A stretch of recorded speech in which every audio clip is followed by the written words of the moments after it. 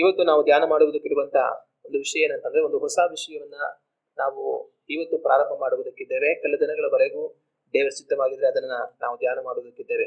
ಇವತ್ತು ನಾವು ಧ್ಯಾನ ಮಾಡುವುದಕ್ಕಿರುವಂತಹ ವಿಷಯ ಏನು ಅಂತಂತಂದ್ರೆ, ಇಸ್ರಾಯೇಲರ ಹಬ್ಬಗಳು ನಮ್ಮ ಕರ್ತನಾದ ಯೇಸು ಕ್ರಿಸ್ತನು ಎಂಬುದಾಗಿ. ನಾವು ಧ್ಯಾನ ಮಾಡುವುದಕ್ಕಿರುವ ವಿಷಯ ಯಾವುದು? ಇಸ್ರಾಯೇಲರ ಹಬ್ಬಗಳು ನಮ್ಮ ಕರ್ತನಾದ ಯೇಸು ಕ್ರಿಸ್ತನು ಎಂಬುದಾಗಿ. ದೇವರು ಇಸ್ರಾಯೇಲ್ ಜನಗಳನ್ನ ಐಗುಪ್ತ ದೇಶದಿಂದ ಬಿಡಿಸಿಕೊಂಡು ಬಂದಾಗ ಅವರಿಗೆ ಎಷ್ಟೊಂದು ಆಜ್ಞೆಗಳನ್ನು ಕೊಟ್ಟರು, ಬಹಳಷ್ಟು ಆಜ್ಞೆಗಳನ್ನ ಅವರಿಗೆ ಕೊಟ್ಟರು. ಆದ್ರೆ ಅವರಿಗೆ ಕೊಡಲ್ಪಟ್ಟಂತ ಎಷ್ಟೋ ಆಜ್ಞೆಗಳಲ್ಲಿ ಒಂದು ಆಜ್ಞೆ ಯಾವ ರೀತಿ ಆದದ್ದು ಅಂತಂದ್ರೆ, ಅವರು ಆಚರಿಸಬೇಕಾಗುವಂತ ಹಬ್ಬಗಳು. ನೀವು ಕೆಲವೊಂದು ಹಬ್ಬಗಳನ್ನ ಆಚರಿಸಬೇಕಂತ ಹೇಳಿ ದೇವರು ಇಸ್ರಾಯೇಲ್ ಜನಗಳಿಗೆ ಹೇಳ್ತಾರೆ.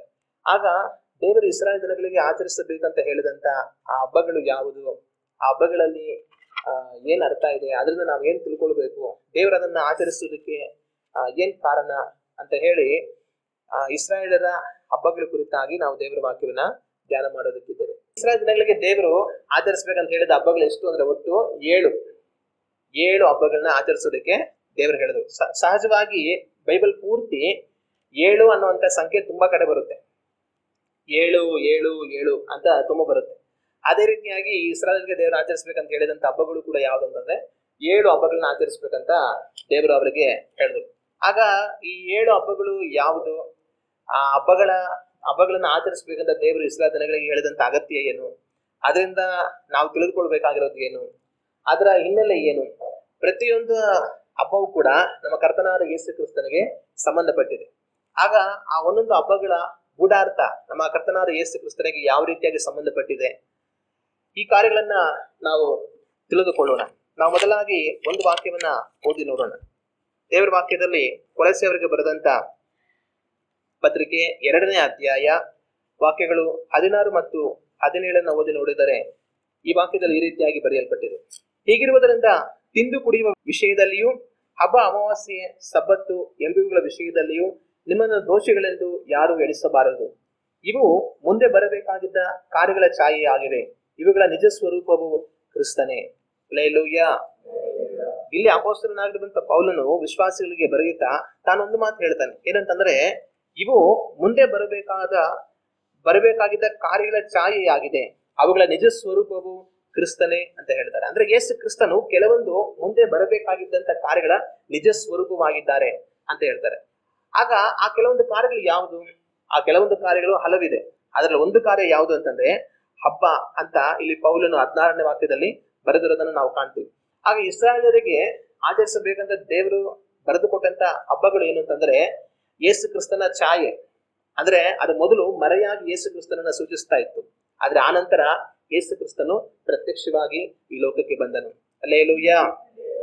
ಅದರಿಂದ ನಾವು ಇಸ್ರಾಯೇಲ್ ಜನಗಳಿಗೆ ದೇವರು ಕೊಟ್ಟಂತಹ ಹಬ್ಬಗಳು ಏನು, ಅವುಗಳನ್ನ ದೇವರು ಕೊಡೋದಕ್ಕೆ ಕಾರಣ ಏನು, ಅವುಗಳಲ್ಲಿ ಏನು ಅರ್ಥ ಇದೆ, ಅದು ನಮ್ಮ ಕರ್ತನಾದ ಯೇಸು ಕ್ರಿಸ್ತನಿಗೆ ಯಾವ ರೀತಿ ಸಂಬಂಧಪಟ್ಟಿದೆ, ನಾವು ಆ ಹಬ್ಬಗಳಿಂದ ಏನನ್ನ ತಿಳಿದುಕೊಳ್ಳಬಹುದು ಅನ್ನುವಂಥದ್ದನ್ನ ನಾವು ಧ್ಯಾನ ಮಾಡೋಣ. ಮತ್ತೆ ಇದರಲ್ಲಿ ಇನ್ನೊಂದು ಮುಖ್ಯವಾದ ವಿಷಯ ಏನು ಅಂತಂದ್ರೆ, ಇವತ್ತು ನಾವು ಇಸ್ರಾಯೇಲರಿಗೆ ದೇವರು ಆಚರಿಸಬೇಕಂತ ಹೇಳಿದಂತ ಹಬ್ಬಗಳನ್ನ ನಾವು ಆಚರಿಸಬೇಕಾಗಿರುವ ಅಗತ್ಯ ಇಲ್ಲ. ಆವತ್ತು ದೇವರು ಪಸ್ಕ ಹಬ್ಬ ಆಚರಣೆ ಮಾಡಕ್ ಹೇಳಿದ್ರು ಅಂತ ಹೇಳಿ ನಾನು ಇವತ್ತು ಪಸ್ಕ ಹಬ್ಬ ಮಾಡ್ತೀನಿ ಅಂತ ನಾವು ಮಾಡ್ಬೇಕಾಗಿರೋ ಅಗತ್ಯ ಇಲ್ಲ.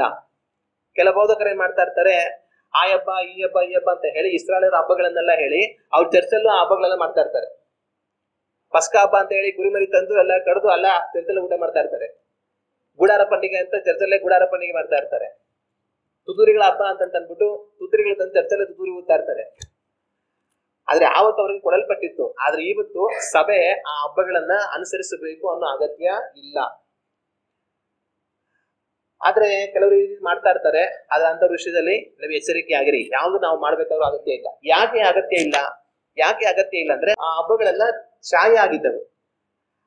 ಆದ್ರೆ ಅವು ಈಗ ನಿಜ ಸ್ವರೂಪವಾಗಿ ಬಂದಿದ್ದಾಯ್ತು. ಅಂದ್ರೆ ಯೇಸು ಕ್ರಿಸ್ತನ ರೂಪದಲ್ಲಿ ಅದು ನಿಜ ಸ್ವರೂಪಕ್ಕೆ ಬಂದಿದ್ದಾಯ್ತು. ಈಗ ಅದು ನಿಜ ಸ್ವರೂಪಕ್ಕೆ ಬಂದ ನಂತರ ಹಳೆಯ ಛಾಯೆಯನ್ನು ಇಟ್ಟುಕೊಂಡು ನಾವೇನ್ ಮಾಡ್ಬೇಕು? ಈಗ ಉದಾಹರಣೆಗೆ ನಾನೇ ಇಲ್ಲಿ ನಿಮ್ ಮುಂದೆ ಇದ್ದೀನಿ ಅಂತ ಅನ್ಕೊಳ್ಳಿ, ಒಂದ್ ಫೋಟೋ ಇದೆ ಅಂತ ಅನ್ಕೊಳ್ಳಿ. ನಾನೇ ಇರುವಾಗ ನಿಮ್ ಫೋಟೋ ಯಾಕೆ? ನೀವು ನನ್ನ ಜೊತೆ ಮಾತಾಡ್ತೀರಾ, ಫೋಟೋ ಜೊತೆ ಮಾತಾಡ್ತೀರಾ? ಆಗ ವ್ಯಕ್ತಿ ಇರುವಾಗ ಫೋಟೋ ಅಗತ್ಯ ಇಲ್ಲ. ಅದೇ ರೀತಿ ಇದೊಂದು ಫೋಟೋ ತರ ಹಬ್ಬಗಳು. ಆದ್ರೆ ಈಗ ಅದರ ನಿಜ ಸ್ವರೂಪ ಯೇಸು ಕ್ರಿಸ್ತನೇ ಬಂದಿದ್ದಾಯ್ತು. ಈಗ ಆತನನ್ನ ನಾವು ನೋಡಿದ್ರೆ ಸಾಕು, ಹಬ್ಬಗಳನ್ನ ನೋಡ್ಬೇಕಾದ್ರೆ ಅಗತ್ಯ ಇಲ್ಲ. ಇನ್ನೊಂದು ಹಿಂದಿನ ಕಾಲಗಳಲ್ಲಿ ಏನ್ ಮಾಡ್ತಾ ಇದ್ರು ಅಂತಂದ್ರೆ, ಕ್ಯಾಮ್ರಾದಲ್ಲಿ ಫೋಟೋ ತೆಗೆದ್ಬಿಟ್ಟು ಅದು ನೆಗೆಟಿವ್ ತರ ಬರೋದು, ಕತ್ಲಾಗಿ ಬರೋದು. ಆದ್ರೆ ಆಮೇಲೆ ಅದನ್ನ ಹೋಗಿ ತೊಳೆಯೋರು, ಅದನ್ನ ತೊಳೆಸಿದ ನಂತರ ಅದು ಫೋಟೋ ರೀತಿಯಾಗಿ ಬರೋದು. ಈಗ ನೀವು ಫೋಟೋ ಇಟ್ಕೊಂಡಿರ್ತೀರಾ ಇಲ್ಲ ನೆಗೆಟಿವ್ ಇಟ್ಕೊಂಡಿರ್ತೀರಾ? ಫೋಟೋ ಬಂದ್ಮೇಲಿಂದ ನೆಗೆಟಿವ್ ಬೇಕಾಗಿಲ್ಲ, ಫೋಟೋ ಇಟ್ಕೊಂಡು ಸಂತೋಷ ಪಡ್ತೀರಾ. ಅದೇ ರೀತಿ ಈ ಹಬ್ಬಗಳೆಲ್ಲ ನೆಗೆಟಿವ್ ತರ.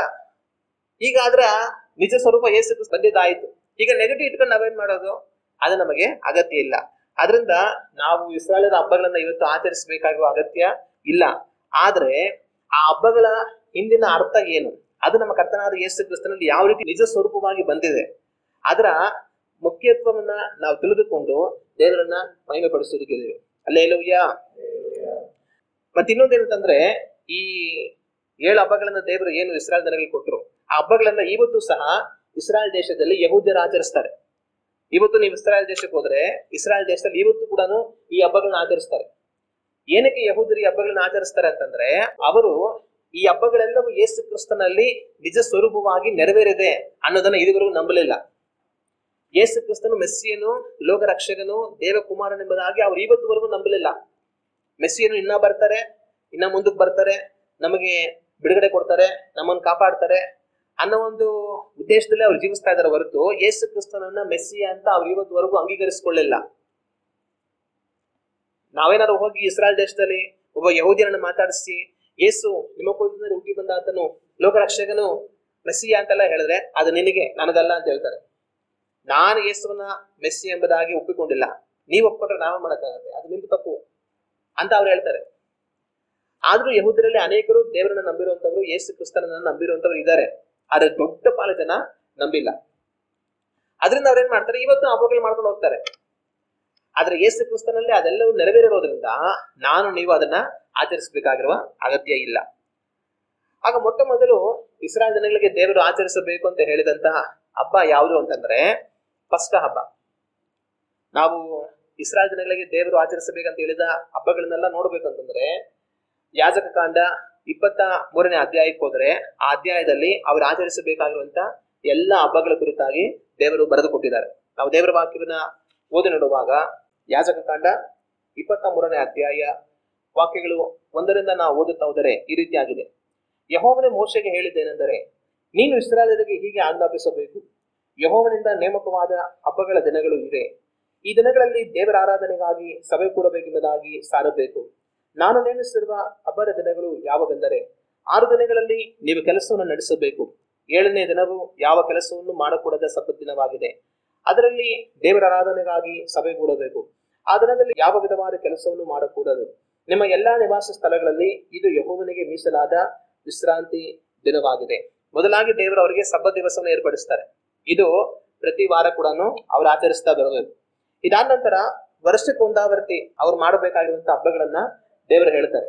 ಅದನ್ನ ನಾವು ಮುಂದೆ ಓದಿ ನೋಡುವಾಗ 4ನೇ ವಾಕ್ಯದಿಂದ ಓದುತ್ತಾ ಹೋಗುವಾಗ, ಯೆಹೋವನಿಂದ ನೇಮಕವಾದ ಹಬ್ಬದ ಕಾಲಗಳು ಇವೆ. ಈ ಕಾಲಗಳಲ್ಲಿ ದೇವರ ಆರಾಧನೆಗಾಗಿ ಸಭೆಗೂಡಬೇಕು. ನೇಮಕವಾದ ದಿನಗಳಲ್ಲಿ ಇವುಗಳನ್ನು ಪ್ರಸಿದ್ಧಪಡಿಸಬೇಕು. ಮೊದಲನೆಯ ತಿಂಗಳಿನ 14ನೆಯ ದಿನದ ಸಂಜೆ ವೇಳೆಯಲ್ಲಿ ಯೆಹೋವನ ನೇಮಿಸಿದ ಪಸ್ಕ ಹಬ್ಬವಾಗಬೇಕು. ಇಲ್ಲಿ ದೇವರು ಮೊದಲನೇ ವರ್ಷಕ್ಕೊಂದು ಸರಿ ಆಚರಿಸುವಂತ ಹಬ್ಬದ ಕುರಿತಾಗಿ ಅವ್ರಿಗೆ ಹೇಳ್ತಾರೆ. ಅವ್ರು ಆಚರಿಸಬೇಕಾಗಿರುವಂತ ಮೊದಲನೇ ಹಬ್ಬ ಯಾವುದು ಅಂತಂದ್ರೆ ಪಸ್ಕ ಹಬ್ಬ. ಇಂಗ್ಲಿಷ್ ಅಲ್ಲಿ ಅದನ್ನ ಪಾಸ್ ಓವರ್ ಅಂತ ಹೇಳಿ ಕರೀತಾರೆ, ಕನ್ನಡದಲ್ಲಿ ಪಸ್ಕ ಹಬ್ಬ. ಈ ಹಬ್ಬವನ್ನು ಅವ್ರು ಯಾವಾಗ ಆಚರಿಸಬೇಕಂತೆ, ಮೊದಲನೆಯ ತಿಂಗಳಿನ 14ನೆಯ ದಿನದ ಸಂಜೆ ವೇಳೆಯಲ್ಲಿ ಯೆಹೋವನು ನೇಮಿಸಿದ ಪಸ್ಕ ಹಬ್ಬವನ್ನ ಆಚರಿಸಬೇಕು. ನಾವ್ ಇಲ್ಲಿ ಇನ್ನು ಮುಂದುವರಿಸ್ತಾ ಓದ್ತಾ ಹೋದ್ರೆ ಇಲ್ಲಿ ಪಸ್ಕದ ಹಬ್ಬದ ಕುರಿತಾಗಿ ಬೇರೆ ಏನ್ ವಿವರಣೆ ಕೊಟ್ಟಿಲ್ಲ.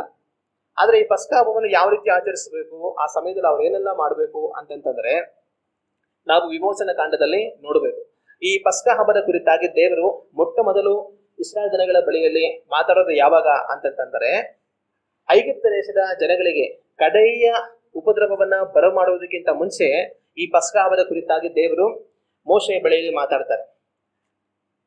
ನಿಮಗೊಂದು ಪ್ರಶ್ನೆ, ಏನ್ ಪ್ರಶ್ನೆ ಅಂತಂದ್ರೆ, ದೇವರು ಐಗುಪ್ತ ದೇಶದವ್ರನ್ನ ದಂಡಿಸಿದ್ರು, ಇಸ್ರಾಯೇಲ್ ಜನಗಳನ್ನ ಬಿಡಿಸುವುದಕ್ಕೋಸ್ಕರವಾಗಿ ಐಗುಪ್ತ ದೇಶದವ್ರನ್ನ ದಂಡಿಸಿದ್ರು. ಅವ್ರಿಗೆ ಎಷ್ಟು ದಂಡನೆಯನ್ನು ದೇವರು ಕೊಟ್ಟರು ಹೇಳಿ ನೋಡೋಣ. ಎಷ್ಟು ಶಿಕ್ಷೆಯನ್ನ ಐಗುಪ್ತ ದೇಶದವ್ರಿಗೆ ಕೊಟ್ಟರು ಹೇಳಿ ನೋಡೋಣ. 10 ದಂಡನೆ. 10 ದಂಡಗಳನ್ನ 10 ಶಿಕ್ಷೆಗಳನ್ನ ದೇವರು ಐಗುಪ್ತ ದೇಶದವ್ರಿಗೆ ಕೊಟ್ರು. ಅದರಲ್ಲಿ 10ನೆಯ ದಂಡನೆ ಬರೋದಕ್ಕಿಂತ ಮುಂಚೆ ಈ ಪಸ್ಕವನ್ನು ಆಚರಿಸಬೇಕು, ಮತ್ತೆ ಅದನ್ನ ಯಾವ ತರ ಆಚರಿಸಬೇಕು, ಅದ್ರಲ್ಲಿ ಏನ್ ಮಾಡ್ಬೇಕು ಅನ್ನೋದನ್ನೆಲ್ಲ ದೇವರು ಹೇಳ್ತಾರೆ. ನಾವು ವಿಮೋಚನಾ ಕಾಂಡ ಪುಸ್ತಕ 12ನೇ ಅಧ್ಯಾಯ 1ನೇ ವಾಕ್ಯದಿಂದ 11ರವರೆಗೆ ನಾವು ಓದುತ್ತಾ ಹೋಗೋಣ. ಐಗುಪ್ತ ದೇಶದಲ್ಲಿ ಯೆಹೋವನು ಮೋಶೆ ಆರೋನರ ಸಂಗಡ ಮಾತಾಡಿ ಇಂತೆಂದನು, ಎಲ್ಲಾ ಮಾಸಗಳಲ್ಲಿ ಇದೇ ನಿಮಗೆ ಆದಿಮಾಸವಾಗಿರಬೇಕು, ಇದೇ ನಿಮಗೆ ಪ್ರತಿ ವರ್ಷದ ಮೊದಲನೇ ತಿಂಗಳಾಗಿರಬೇಕು. ಇದರ ವಿಷಯದಲ್ಲಿ ನೀವು ಇಸ್ರಾಯೇಲರ ಸಮೂಹಕ್ಕೆಲ್ಲ ಅಪ್ಪಣೆ ಮಾಡಬೇಕಾದದ್ದೇನೆಂದರೆ, ಈ ತಿಂಗಳಿನ 10ನೇ ದಿನದಲ್ಲಿ ನಿಮ್ಮ ನಿಮ್ಮ ಗೋತ್ರಗಳ ಪ್ರತಿಯೊಂದು ಮನೆಯವರು ಒಂದೊಂದು ಕುರಿಮರಿಯನ್ನಾಗಲಿ ಆಡುಮರಿಯನ್ನಾಗಲಿ ತೆಗೆದುಕೊಳ್ಳಬೇಕು. ಕುಟುಂಬವು ಚಿಕ್ಕದಾಗಿದ್ದು ಪೂರಾ ಒಂದು ಮರಿಯನ್ನು ತಿನ್ನುವುದಕ್ಕೆ ಆಗದೆ ಹೋದ ಪಕ್ಷಕ್ಕೆ ನೆರೆಮನೆಯ ಕುಟುಂಬದವರೊಂದಿಗೆ ಸೇರಿ ಒಬ್ಬೊಬ್ಬನು ಇಷ್ಟಿಷ್ಟು ತಿನ್ನುವನೆಂದು ಗೊತ್ತು ಮಾಡಿಕೊಂಡು ಜನಗಳ ಸಂಖ್ಯಾನುಸಾರ ಮರಿಗಳನ್ನು ತೆಗೆದುಕೊಳ್ಳಲಿ. ಆ ಮರಿಯು ಪೂರ್ಣಾಂಗವಾದ 1 ವರ್ಷದ ಗಂಡಾಗಿರಬೇಕು. ಕುರಿಗಳಿಂದಾಗಲಿ ಆಡುಗಳಿಂದಾಗಲಿ ಅದನ್ನು ತೆಗೆದುಕೊಳ್ಳಬಹುದು. ಈ ತಿಂಗಳಿನ 14ನೆಯ ದಿನದವರೆಗೆ ಅವುಗಳನ್ನು ಇಟ್ಟುಕೊಂಡಿದ್ದು ಆ ದಿನದ ಸಂಜೆ ವೇಳೆಯಲ್ಲಿ ಇಸ್ರಾಯೇಲರ ಸಮೂಹದವರೆಲ್ಲರೂ ತಮ್ಮ ತಮ್ಮ ಕೂಟೆಗಳಲ್ಲಿ ಕೊಯ್ಯಬೇಕು. ಅವರು ಅವುಗಳ ರಕ್ತದಲ್ಲಿ ಸ್ವಲ್ಪ ತೆಗೆದು ತಾವು ಭೋಜನವನ್ನು ಮಾಡುವ ಮನೆ ಬಾಗಿಲಿನ 2 ನಿಲುವು ಕಂಬಗಳಿಗೂ ಮೇಲಿನ ಪಟ್ಟೆಗೂ ಹಚ್ಚಬೇಕು. ಆ ರಾತ್ರಿಯಲ್ಲಿಯೇ ಆ ಮಾಂಸವನ್ನು ಭೋಜನ ಮಾಡಬೇಕು. ಅದನ್ನು ಬೆಂಕಿಯಲ್ಲಿ ಸುಟ್ಟು ಹುಳಿಯಿಲ್ಲದ ರೊಟ್ಟಿಗಳ ಮತ್ತು ಕಹಿಯಾದ ಪಲ್ಯಗಳ ಸಂಗಡ ಊಟ ಮಾಡಬೇಕು. ಅದನ್ನು ಹಸಿಯಾಗಿಯೂ ನೀರಿನಲ್ಲಿ ಬೇಯಿಸಿಯೂ ತಿನ್ನಕೂಡದು. ಅದನ್ನೆಲ್ಲ ತಲೆ, ತೊಡೆ, ಹೊಟ್ಟೆಯೊಳಗಣವುಗಳು ಸಹಿತವಾಗಿ ಬೆಂಕಿಯಲ್ಲಿ ಸುಟ್ಟೇ ತಿನ್ನಬೇಕು. ಮರುದಿನದ ಬೆಳಗಿನವರೆಗೆ ಅದರಲ್ಲಿ ಸ್ವಲ್ಪವನ್ನಾದರೂ ಮಿಗಿಸಕೂಡದು. ಬೆಳಗಿನವರೆಗೆ ಮಿಕ್ಕದ್ದನ್ನು ಬೆಂಕಿಯಿಂದ ಸುಟ್ಟು ಬಿಡಬೇಕು. ಆ ಭೋಜನವನ್ನು ಮಾಡಬೇಕಾದ ಕ್ರಮ ಹೇಗೆಂದರೆ, ನೀವು ನಡುವನ್ನು ಕಟ್ಟಿ ಕೆರವನ್ನು ಮೆಟ್ಟಿಕೊಂಡು ಕೋಲು ಹಿಡಿದು ತ್ವರೆಯಾಗಿ ಮಾಡಬೇಕು. ಇದು ಯೆಹೋವನಿಗೆ ಆಚರಿಸತಕ್ಕ ಪಸ್ಕ ಹಬ್ಬವು. ಇಲ್ಲಿ ದೇವರು ಇಸ್ರಾಯೇಲ್ ಜನಗಳು ಪಸ್ಕ ಹಬ್ಬವನ್ನು ಯಾವ ರೀತಿ ಆಚರಿಸಬೇಕಂತ ಹೇಳಿ ವಿವರವಾಗಿ ಅವರು ಹೇಳುವಂತದ್ದನ್ನ ನಾವು ಕಾಣ್ತೇವೆ. ಆಗ ಅವ್ರು ಮೊಟ್ಟ ಮೊದಲು ಮಾಡಬೇಕಾಗಿರೋದೇನು, ಒಂದು ಕುರಿಮರಿಯನ್ನ ಅವರು ತೆಗೆದುಕೊಳ್ಬೇಕು. ಆ ಕುರಿಮರಿಯನ್ನೆಲ್ಲ ಮನೆಯವರು ಒಟ್ಟಾಗಿ ಸೇರಿ ತಿಂದು ಮುಗಿಸೋದಕ್ಕೆ ಸಾಧ್ಯ ಆಗುತ್ತೆ ಅಂದ್ರೆ ಒಂದ್ ಮನೆಗೆ ಒಂದ್ ತಗೊಳ್ಬೇಕು. ಕಡಿಮೆ ಜನ ಇದ್ದಾರೆ, ಕುರಿಮರಿ ಎಲ್ಲರೂ ಒಂದೇ ಸಲ ತಿನ್ನೋದಕ್ಕಾಗೋದಿಲ್ಲ ಅಂತಂದ್ರೆ ಪಕ್ಕದ ಮನೆಯವ್ರನ್ನು ಸೇರಿಸಿ ಎಲ್ಲ ಒಟ್ಟಾಗಿ ನಾವು ಒಂದು ಕುರಿ ತಗೊಳ್ಳೋಣ ಅಂತ ಹೇಳಿ ಎಲ್ಲರೂ ಸೇರಿ ಒಂದನ್ನ ಅವ್ರು ತಗೊಳ್ಬಹುದು. ಅದಾದ್ಮೇಲೆ ಅವ್ರು ಏನ್ ಮಾಡ್ಬೇಕು, ಅದು 1 ವರ್ಷದ ಪೂರ್ಣಾಂಗವಾದ ಒಂದು ಕುರಿ ಆಗಿರಲಿ ಅಥವಾ ಮೇಕೆ ಆಗಿರಲಿ ಅದು ಆಗಿರ್ಬೇಕು. ಮತ್ತೆ ಆಮೇಲೆ 14ನೇ ದಿವಸದಲ್ಲಿ ಅವರು ಅದನ್ನ ಸಂಜೆಯಲ್ಲಿ ಕೊಯ್ಯಬೇಕು.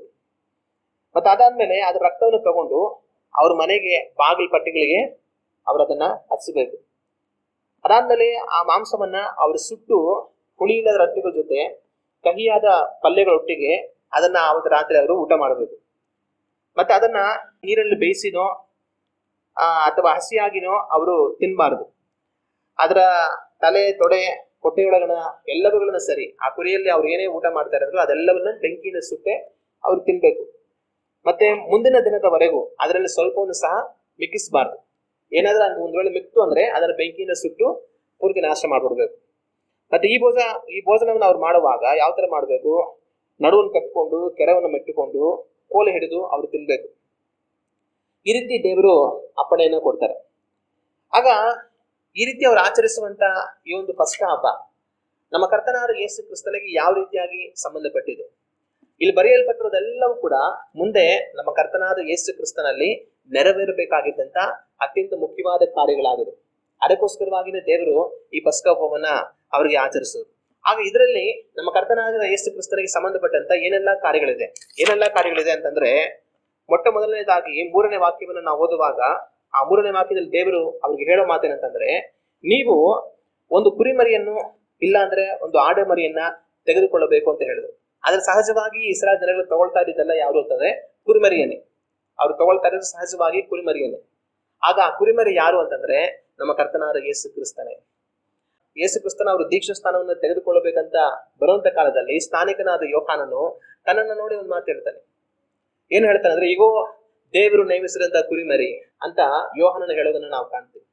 ಆಗ ಇಸ್ರಾಯೇಲ್ ಜನಗಳು ತಮ್ಮ ಕುಟುಂಬಕ್ಕಾಗಿ ತೆಗೆದುಕೊಳ್ಳುವಂತ ಆ ಕುರಿ ಯಾರು ಅಂತಂದ್ರೆ ಅವರು ನಮ್ಮ ಕರ್ತನಾದ ಯೇಸು ಕ್ರಿಸ್ತನೇ ಆಗಿದ್ದಾರೆ. ಹಲ್ಲೆಲೂಯಾ. ಮತ್ತೆ ಇನ್ನು ಮುಂದುವರಿಸಿ 5ನೇ ವಾಕ್ಯದಲ್ಲಿ ನಾವು ಓದುವಾಗ 5ನೇ ವಾಕ್ಯದಲ್ಲಿ ಅವ್ರು ಏನ್ ಮಾಡ್ಬೇಕಂದ್ರೆ, ಆ ಮರಿಯು ಪೂರ್ಣಾಂಗವಾದ 1 ವರ್ಷದ ಗಂಡಾಗಿರಬೇಕು. ಅದೇನಾಗಿರ್ಬೇಕು, ಪೂರ್ಣಾಂಗವಾದ 1 ವರ್ಷದ ಗಂಡಾಗಿರ್ಬೇಕು. ಅದರಲ್ಲಿ ಯಾವುದೇ ದೋಷ ಇರಬಾರದು, ಯಾವುದೇ ಅಂಗವೈಫಲ್ಯ ಇರಬಾರದು, ಯಾವುದೇ ರೋಗ ಇರಬಾರದು. ಎಲ್ಲ ರೀತಿಯಲ್ಲಿ ಅದು ಒಳ್ಳೆ ದಷ್ಟಪುಷ್ಟವಾದ ಆರೋಗ್ಯಕರವಾದ ಯಾವುದೇ ಅಂಗವೈಫಲ್ಯ ಇಲ್ಲದಿರುವಂತ ಸರಿಯಾದ ಒಂದು ಕುರಿಮರಿ ಆಗಿರಬೇಕು ಅಂತ ದೇವರು ಹೇಳ್ತಾರೆ. ನಮ್ಮ ಕರ್ತನಾದ ಯೇಸು ಕ್ರಿಸ್ತನು ಯಾವ ದೋಷವಿಲ್ಲದವನು, ಯಾವ ಪಾಪವಿಲ್ಲದವನು, ತಾನು ಪರಿಶುದ್ಧನು, ತಾನು ನೀತಿವಂತನು ಆಗಿದ್ದನು. ಹಲ್ಲೆಲೂಯಾ. ಆಗ ಯೇಸು ಕ್ರಿಸ್ತನನ್ನ ಎಷ್ಟೋ ಜನ ವಿಚಾರಣೆ ಮಾಡ್ತಾರೆ. ವಿಚಾರಣೆ ಮಾಡೋರು ಯಾರು ಸಹ ಅದರಲ್ಲಿ ಯಾವ ದೋಷವನ್ನ ಕಂಡು ಹಿಡಿಯುವುದಕ್ಕೆ ಸಾಧ್ಯ ಆಗೋದಿಲ್ಲ.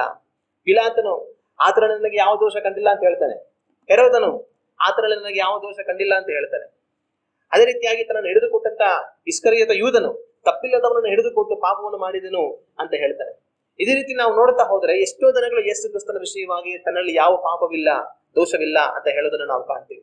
ಆಗ ಇಸ್ರಾಯೇಲ್ ಜನಗಳು ಪಸ್ಕವನ್ನು ಆಚರಿಸುವಾಗ ಪೂರ್ಣಾಂಗವಾದ ಒಂದು ಕುರಿಯನ್ನು ತೆಗೆದುಕೊಳ್ಳಬೇಕು, ದೋಷವಿಲ್ಲದಿರುವಂತ ಒಂದು ಕುರಿಯನ್ನು ತೆಗೆದುಕೊಳ್ಳಬೇಕು. ನಮ್ಮ ಕರ್ತನಾದ ಯೇಸು ಕ್ರಿಸ್ತನು ಪಾಪವಿಲ್ಲದ, ದೋಷವಿಲ್ಲದ, ಪರಿಶುದ್ಧನಾದ ಕುರಿಮರಿಯಾಗಿದ್ದಾನೆ. ಹಲ್ಲೆಲೂಯಾ. ಮತ್ತೆ ಇನ್ನೂ ಮುಂದುವರಿಸಿ 6ನೇ ವಾಕ್ಯದಲ್ಲಿ ಅವರು 14ನೇ ದಿನದ ಸಂಜೆಯಲ್ಲಿ ಆ ಕುರಿಮರಿಯನ್ನ ಕೊಯ್ಯಬೇಕು. ಯೇಸು ಕ್ರಿಸ್ತನು ನನಗೋಸ್ಕರ ನಿಮಗೋಸ್ಕರ ಶಿಲುಬೆಯಲ್ಲಿ ಕೊಯ್ಯಲ್ಪಟ್ಟನು.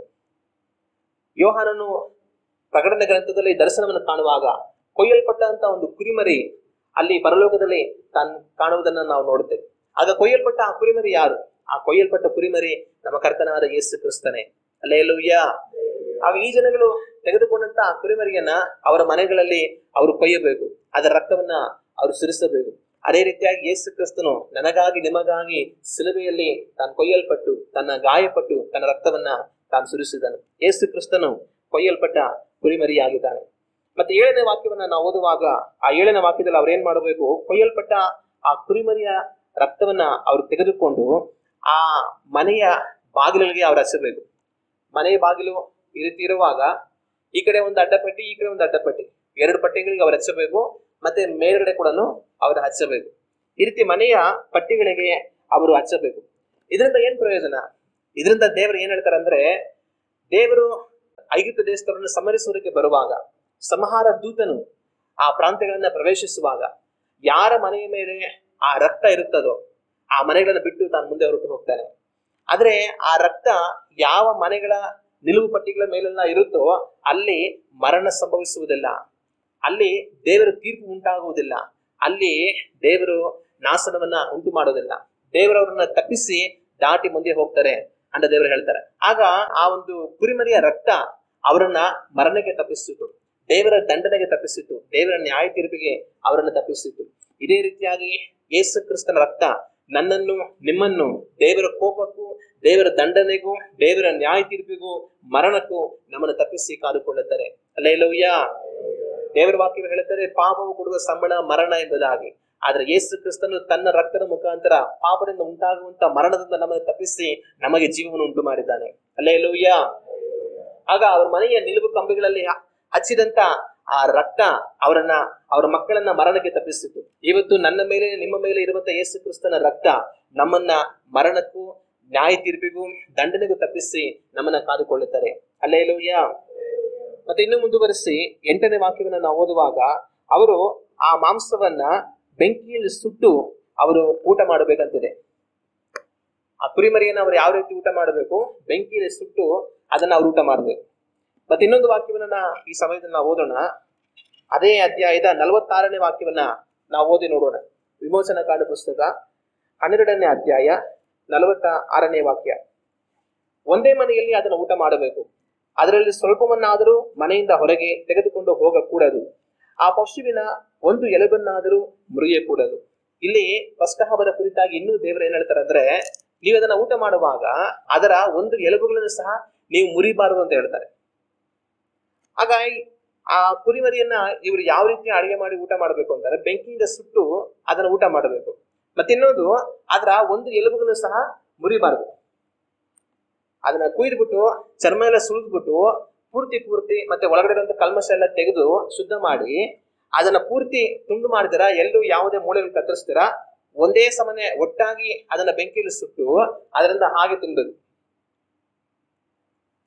ಆಗ ಇದನ್ನ ಮಾಡ್ಬೇಕಂದ್ರೆ ಏನ್ ಮಾಡಬೇಕು? ಕೋಲ್ಗಳು ನಿಲ್ಲಿಸಿ ಆ ಕೋಲ್ಗಳಿಗೆ ಇನ್ನೊಂದು ಕೋಲ್ ಕಟ್ಟಿ ಆ ಕೋಲಿಗೆ ಈ ಒಂದು ಕುರಿಮರಿಯನ್ನ ಕಟ್ಟಿ ಅದಕ್ಕೆ ಕೆಳಗಡೆ ಬೆಂಕಿ ಹಾಕಿ ಅದನ್ನ ಬೆಂಕಿಯಲ್ಲಿ ಸುಡಬೇಕಾಗತ್ತೆ.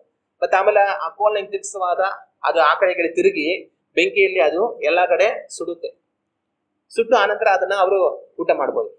ಆಗ ಇವರು ಕೊಯ್ಯಲ್ಪಟ್ಟಂತ ಆ ಕುರಿಮರಿಯನ್ನ ಯಾವ ರೀತಿ ಊಟ ಮಾಡಬೇಕು, ಕೋಲಿಗೆ ಕಟ್ಟಿ ಅದ್ರ ಒಂದು ಎಲುಬುಗಳನ್ನು ಸಹ ಮುರಿಯದೆ ಬೆಂಕಿಯಲ್ಲಿ ಅದನ್ನ ಸುಟ್ಟು ಆನಂತರ ಅವ್ರು ಊಟ ಮಾಡಬೇಕು.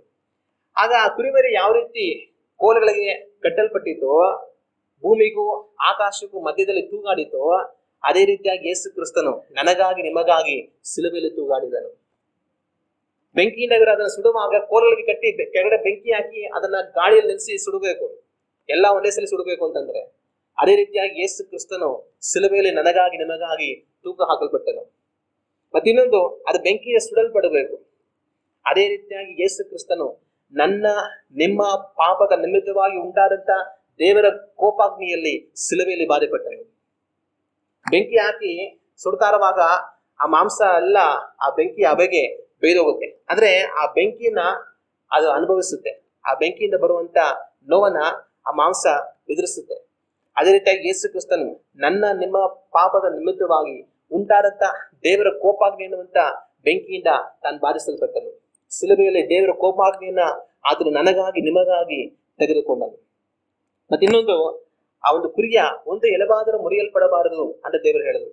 ಅದೇ ರೀತಿಯಾಗಿ ಯೇಸು ಕ್ರಿಸ್ತನ ಒಂದು ಎಲುಬು ಸಹ ಶಿಲುಬೆಯಲ್ಲಿ ಮುರಿಯಲ್ಪಡಲಿಲ್ಲ. ಹಲ್ಲೆಲೂಯಾ. ಶಿಲುಬೆಯಲ್ಲಿ ತೂಗು ಹಾಕಿರುವಂತಹ ಮನುಷ್ಯರುಗಳು ಮರಣವನ್ನ ಬೇಗ ಹೊಂದಬೇಕು ಅಂತಂದ್ರೆ ಅವರ ಮೊಣಕಾಲುಗಳ ಎಲುಬುಗಳನ್ನ ಮುರಿದು ಹಾಕ್ತಾ ಇದ್ರು. ಸಹಜವಾಗಿ ಶಿಲುಬೆಯಲ್ಲಿ ಒಂದು ವ್ಯಕ್ತಿಯನ್ನ ಮರಣಕ್ಕೆ ಅವರು ಒಪ್ಪಿಸಿದಾಗ 3-4 ದಿವಸ ಅವ್ರು ಸಾಯ್ತಾ ಇರ್ಲಿಲ್ಲ.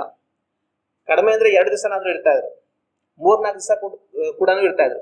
ಕೆಲವರು 7 ದಿವಸ ಗಂಟೆ ಕೂಡ ಶಿಲುಬೆಯಲ್ಲಿ ಬದುಕೇ ಇರ್ತಾ ಇದ್ರು. ನೀರಿಲ್ದರ, ಊಟ ಇಲ್ಲದರ, ನಿತ್ರಾಣವಾಗಿ ಹೋಗಿ ಸೊರಗಿ ಅಲ್ಲೇ ಸತ್ತೋಗ್ತಾ ಇದ್ರು. ಅವ್ರು ಯಾವಾಗ ಸತ್ತೋಗಿದಾರಂತೆ ಕಾಣಿಸ್ತಾರೋ ಆಗ ಅವರನ್ನ ತೆಗೆದು ಸಮಾಧಿ ಮಾಡ್ಬಿಡೋರು. ಆಗ ಇದು ಜನಗಳಿಗೆ ಗುರುತು. ಅಂದ್ರೆ ಆ ಶಿಲುಬೆ ಮರಣವನ್ನ ಎಲ್ಲರಿಗೂ ಕೊಡ್ತಾ ಇರ್ಲಿಲ್ಲ. ತುಂಬಾ ವಿಶೇಷವಾದ ವ್ಯಕ್ತಿಗಳಿಗೆ, ತುಂಬಾ ಜಾಸ್ತಿ ಪಾಪವನ್ನು ಮಾಡಿರುವಂತವರಿಗೆ, ಆತರ ಕೆಲವೊಂದು ಮುಖ್ಯವಾದ ವ್ಯಕ್ತಿಗಳಿಗೆ ಮಾತ್ರನೇ ಅವ್ರ ಶಿಲುಬೆಯ ಮರಣವನ್ನ ತೀರ್ಪು ಮಾಡ್ತಾ ಇದ್ದೀವಿ. ಆಗ ಅದನ್ನ ತೀರ್ಪು ಮಾಡುವಂತ ಉದ್ದೇಶ ಏನು ಅಂತಂದ್ರೆ, ಅವ್ನ ಶಿಲುಬೆಯಲ್ಲಿ ನರಳ್ತಾ ಹೋಗಿ ಬರೋರೆಲ್ಲ ನೋಡ್ತಾ ಅವ್ರು ಸಾಯುವಾಗ ನೋಡೋರಿಗೆಲ್ಲ ಭಯ ಬರಬೇಕು ಅಂತ. ನೀವು ಇದೇ ತರ ಮಾಡಿದ್ರೆ ನಿಮ್ಮನ್ನು ಹಿಂಗೆ ಶಿಲುಬೆಗೆ ಹಾಕಿ ಸಾಯಿಸ್ತೀವಿ, ಎಚ್ಚರಿಕೆಯಾಗಿರಿ. ಅವ್ರ ಗೋಳಾಟ ನೋಡಿ, ಅವ್ರ ನರಳಾಟ ನೋಡಿ, ನೀವು ಇದೇ ತರ ಶಿಲುಬೆಯಲ್ಲಿ ಹಾಕಲ್ಪಟ್ಟು ಸಾಯ್ತೀರಾ ಅಂತ ರೋಮ್ ಸಾಮ್ರಾಜ್ಯಕ್ಕೆ ವಿರುದ್ಧವಾಗಿ ಅವ್ರು ಯಾವ ರೀತಿ ತಪ್ಪು ಮಾಡ್ತಾ ಇರ್ಲಿಲ್ಲ. ಭಯಪಟ್ಟು ರೋಮ್ ಸಾಮ್ರಾಜ್ಯಕ್ಕೆ ಒಳಗಾಗಿ ಅವರು ಅನುಸರಿಸಿ ಅವ್ರನ್ನ ಜೀವಿಸ್ತಾ ಇದ್ರು ಅನ್ನೋ ಉದ್ದೇಶಕ್ಕೋಸ್ಕರ ಶಿಲುಬೆಯಲ್ಲಿ ಅವರನ್ನ ಮರಣಕ್ಕೊಪ್ಪಿಸ್ತಾ ಇದ್ರು. ಆದ್ರೆ ಯೇಸು ಕ್ರಿಸ್ತನನ್ನು ತನ್ನ ಜೊತೆ ಇಬ್ಬರನ್ನು ಅದೇ ರೀತಿಯಾಗಿ ಶಿಲುಬೆಗೆ ಹಾಕಿದಾಗ ಅವ್ರಿಗೆ ಮುಂದಿನ ದಿವಸದಿಂದ ಏನಾಗುತ್ತೆ, ಅವ್ರಿಗೆ ಪರಿಶುದ್ಧವಾದ ಸಬ್ಬತ್ ದಿವಸ ಹಬ್ಬ ಶುರುವಾಗುತ್ತೆ.